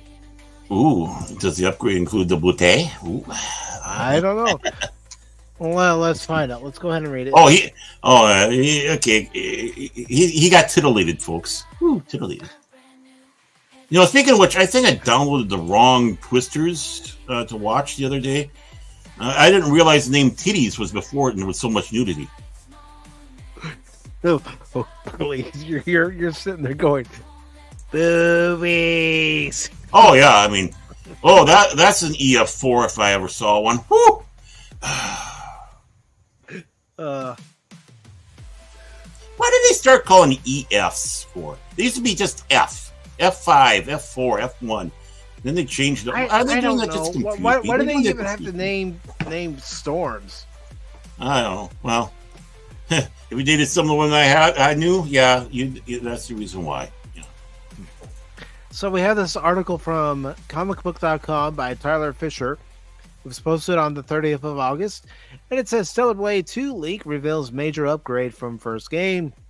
Stellar Blade 2 is going to look even better because of this. Because of what? Well, we're going to find out. Stellar Blade is one of 2024's best games, and excuse me, heat allergies, and biggest success stories for South Korean developer Shift Up. It was a debut on console after previously shipping 3 mobile games since its inception in 2013, and it's been such a successful debut. The expectation is Shift Up is here to stay in the console space. The other expectation is that Stellar Blade 2 is in the pipeline. To this end, it looks like the sequel will have a major upgrade from the first game. At the moment of writing this, there is a job listing for Shift Up that asked applicants to have experience with Unreal Engine 5, confirming the studio's next game, presumably Stellar Blade 2, is going to be made on Real Engine 5. If this is the case, it represents a major upgrade from the first game, which was made on an increasingly dated. They could have just said outdated. Yeah. Unreal Engine 4, the engine upgrade will be most noticeable when it comes to graphical fidelity and character modeling animation in particular. For what it's worth, it's not very surprising to see Shift Up make the switch to Unreal Engine 5 now that it has run its course with Unreal Engine 4. But it is good to get soft confirmation that this is happening. Stellar Blade is available via PS5 and the PS5 only. If Stellar Blade 2 is in the works, it will certainly be a PS6 game. For more coverage on the series, click here. Well, how do you know? Well, I mean, we haven't even heard about the PS6 being in development. At least I haven't found anything. And if it is being developed, well, somebody please give me the link. Oh, I'm sure they're in development somewhere along the line. They always want to have the newest and fanciest. Maybe it won't be even called PS6. Maybe it'll be called the PSU. I don't know. Let's see. 2 cup sizes bigger. Yeah. I don't mind that. There were things I I don't mind like. the construction. There are things I like about Stellar Blade, things I don't like. I don't like how, for the controls, how you have to be gentle in certain cases on the controls with the movement on the left analog stick, just so your character doesn't overrun a spot, or when you're jumping, land on a spot and you're unable to move back. And sometimes when you're going to block, you press the button and it wouldn't register the button being pressed, so you get your ass kicked.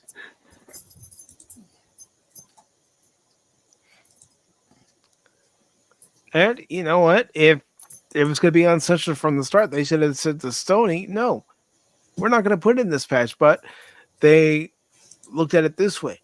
This is their first console game, and they didn't want to have it be their last. Right. Get a little bit of clout, and then you can push them around. Yeah.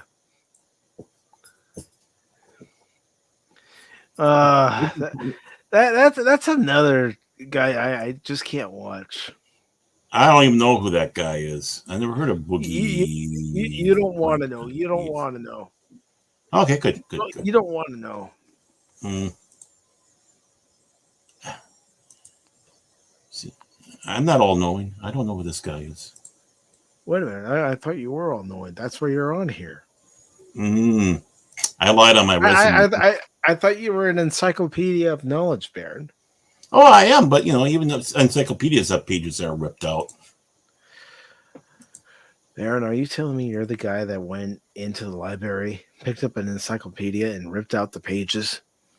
No, I would never do that. No.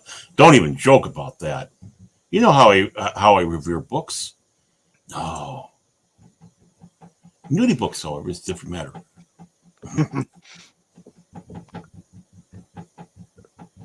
But yeah, ladies and gentlemen, that's pretty much all the articles that we had for this edition of Pop Talk. A cashless edition of Pop Talk, mind you. I'm sure that makes Phil very happy. Oh, yeah. And we survived. We were able to get through it. Yeah, we did. So, Baron, is there anything that you want to promote? Anyone that you want to promote? Well, of course, Chase has a show on Thursday. Hopefully we'll have some sort of gaming on Friday. Of course, your show on Wednesday. I believe the game that we're going to be playing, we're going to be journeying to the final frontier, Baron. Only going where no one has gone before. Doing a little STO. Oh, boy. Yes. Boy, am I going to be a goober in there, because it's like, okay, what did I do? Oh, I got my ass blasted. Well, I think the plan that Cash had, and we can ask him about this, but I think the plan that he has is that we start off with brand new characters. Oh, okay. So we're all at the same level. Yeah. Instead of me coming in with my level 65 or 66 admiral and basically making the game even harder for everybody. Coach Cash, you got it. Well, I'd be more than happy to start off with a new character. Yeah. Mm-hmm. Well, we should regulate who's going to be what, too, and what faction are we going to be part of. But if we're going to play together, we have to be part of the same faction. That's what I mean. What faction are we going to be part of? That's what, I said we, all of us, Are we going to play Klingons? Are we going to play Jem'Hadar? Are we going to play Federation? Are we going to, play Ferengis? I wish we could. You have no honor if you don't play as a Klingon. Are Romulan? We could be Romulans. Romulan. Rama, you Romulan? Yeah. I'm just saying. Romulans. Romulan. That means we got to get Romulans. That means we got to get through the tutorial thing and all that before we do the game. Yeah.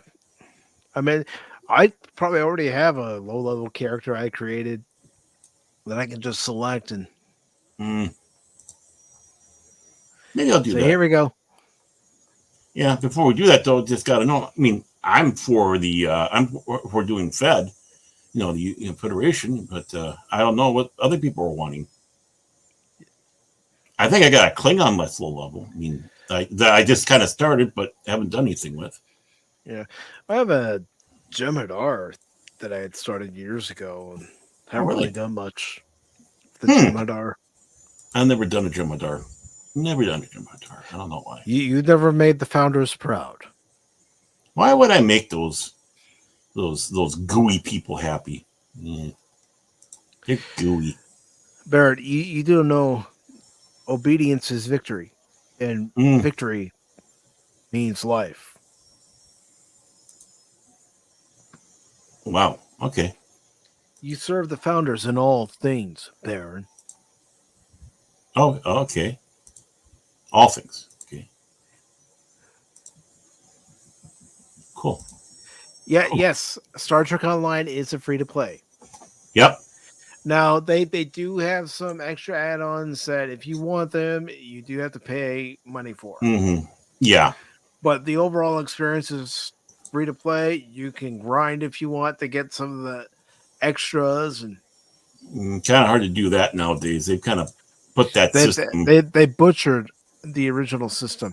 I mean, you and I talked about this. How you used to take dilithium and Zen, and you could trade one for the other depending on how much dilithium you had, and right. It is not propaganda, Anonymous. You truly are not a believer in the founders.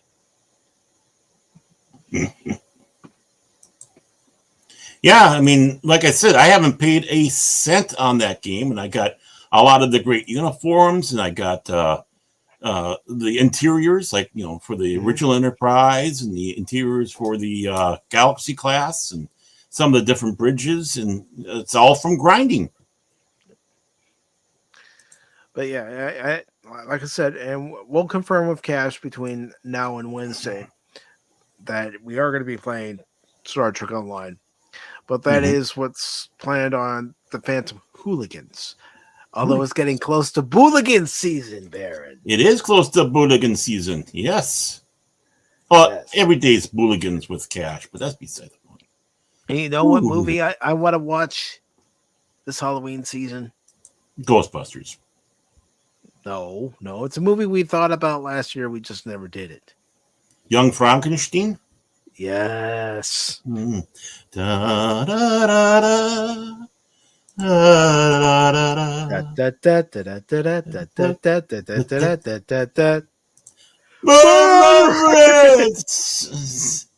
If you want to go to, that's a great film. A great film. It is just no doubt about it. Yeah.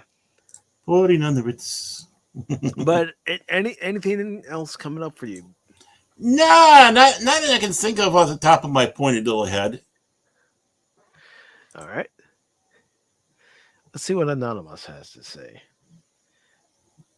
Perfect movie for a bunch of AB normals. Abby somebody. Abby who? Abby normal? Or abnormals. You know how he likes to spell his things. Instead of spelling out anonymous, he likes to be clever about it. Mm-hmm. Oh, come on. Young Frankenstein is a good movie. I mean, if you want us to watch a horror movie as well in October, we can do that. Oh, yeah. I mean, it's a Fright Night, the original Dracula, the original Frankenstein, then Young Frankenstein. I mean, talk about, there's a double header right there. Heck, we could check public domain and see what's in public domain and watch that. Nosferatu. Yeah. Mm-hmm. And the best part, won't get deemed for it. Yeah, Russia will.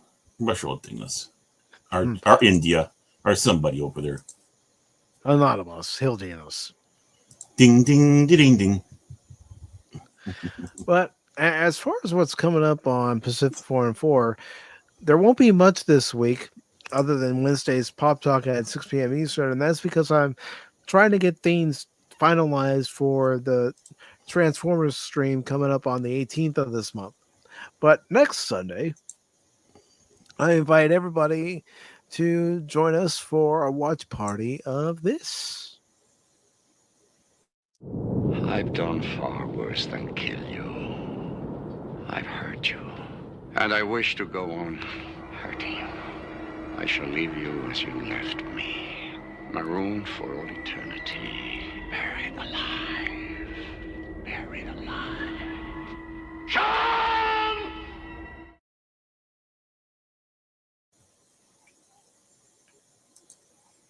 But yes, that's what will be coming up next Sunday. Is that a good movie? Oh, Baron. Baron.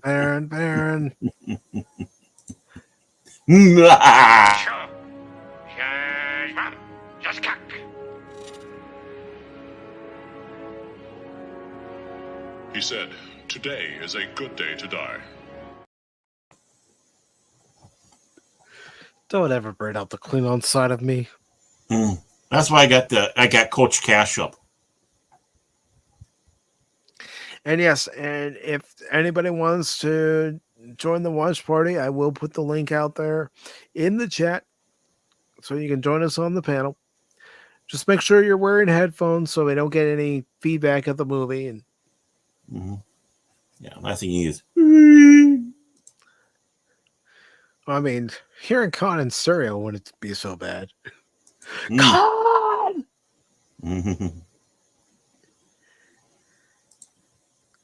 He tasked me.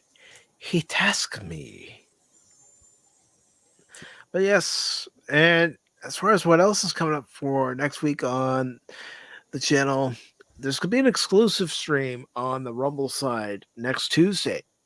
That'll start at 8:30 p.m. Eastern Time, 7:30 p.m. Central Time, and we'll be doing a live reaction to the presidential debate between Kamala Harris and Donald Trump. And then, of course, there will be next Wednesday's Pop Talk, where at some point during the broadcast, we will pay tribute to those who have unfortunately lost their lives 25 years ago on 9/11, and those who are unfortunately losing their lives because of the after effects of 9/11. And then next Thursday, I plan on playing the remastered version of Lollipop Chainsaw, which is titled Lollipop Chainsaw Repop. Now, I did do one stream of the original game, last year, but this will be a full stream of Repop, so I can compare it to, what the original game was like, as opposed to what the newer version of the game is like. And I'll be honest, I'm hoping they kept as much of the original game intact and didn't decide to gut out the stuff that made the game what it is, because it's not supposed to be taken seriously. It pokes fun at the horror genre, the Dawn of the Dead, movies like that. So that's what will be coming up. And as far as Metroid Prime Remastered, I think I'm going to just try to finish it offline and record videos and upload them. Of course, just got to find the time to actually do that. But that's what I'm thinking. I could change my mind, and the following week there could be a Metroid Prime Remastered stream. But I want to say thank you to each and every one of you who stopped by, whether you stopped by on Rumble or YouTube, whether you're watching on Baron Orman Tagg's Phantom Legacy or Pacific414. Thank you all very much for stopping by. And I'm going to start with the Rumble side first. Oh, Rumble. And we had Foss Zimsky, who was on the Rumble side and also followed the channel. So thank you very much. And then over on the YouTube side, and this includes both channels, Baron Orman Tagg's Phantom Legacy and Pacific414. I want to thank DJ Ronnie G for stopping by. Nerd. Also want to thank Phil McCracken for stopping by. Troll. Andy Masterson, Master Craftsman. Good to see you. Thank you for stopping by. Great guy. Yes. Jason Fox of 540 Studios. Thank you, Jason, for stopping by. Big Rebel Moon fan. Hey, it meets expectations. That's all that matters. Balinese Minion. Good to see you. I hope you and Simi stay safe on the roads. Clifton 3D. Thank you very much, Clifton. And Anonymous. Anonymous.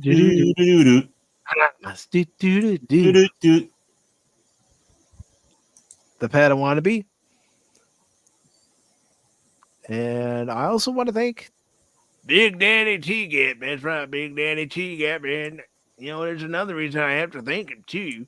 Because Big Daddy T-Gap gifted 5 memberships to 5 lucky folk out there. Am I ever going to stop doing this voice for T-Gap Steve? No. Never. No. And again, I don't know how this keeps happening, but T-Gap Steve gifted himself his own membership. Yep, he's good at that. Yeah. And then Clifton 3D got a membership. Apollome's Minion. Anonymous. Anonymous. And the lovely Leia Rose. Aww. So, welcome all Stealth as optional members. And as I said in the beginning, you all have access to any videos that I upload. This doesn't include shorts, but any videos that I upload, you have access to those videos for 7 days before they go out to the public. You can also join our member streams, which happen in the middle of the month, typically on a Saturday at 2 p.m. Eastern Time. And on the final Sunday of the month, you can join us here on Pacific414 Pop Talk to discuss the articles that we picked for that day. You also get the gold key to the special bathroom in back. It has the good toilet paper. No. What? Don't listen to him. Don't listen to him. What? Oh, Baron. And you're wrong. No, I'm Mike. I'm right. Rule number 1, Mike is always right. Rule number 2, when Mike is wrong, see rule number 1. He's wrong. Whatever. And of course, Pop Culture Mechanic. Good to see you, Pop. Always good to see you, brother. And the Lawn Suffering was here. I'm glad you're feeling well. Glad you're out of the hospital. And you're putting Baron to work. Yeah. She decided to let me have a break and work here. So. And UJ, welcome to the channel. Hope you like what you saw. And I hope you're having a good morning wherever you are. And let me see. Let's see. Just looking for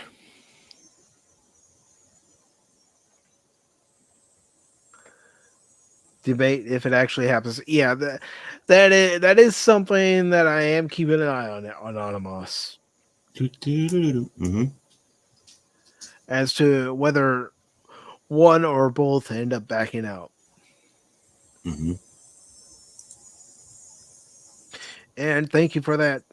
You take care as well, Clifton. Really appreciate it. Yeah, have a good one, Clifton.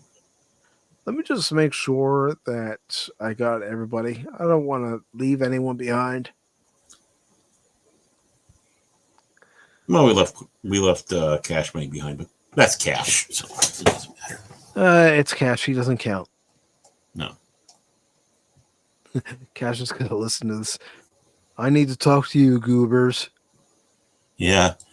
He's going to come back. I've got a discussion about the bear and barricade, and maybe my perspective was all wrong. Okay.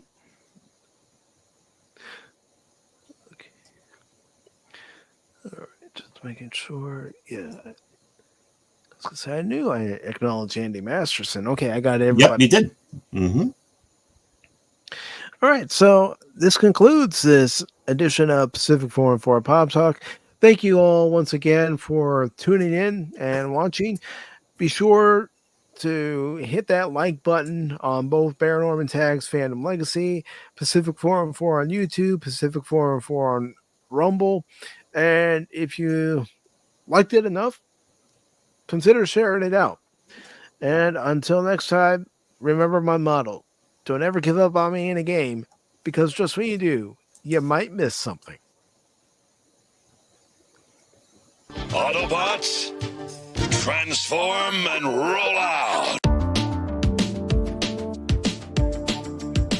Pop Talk is where it's at, baby. That it is, folks.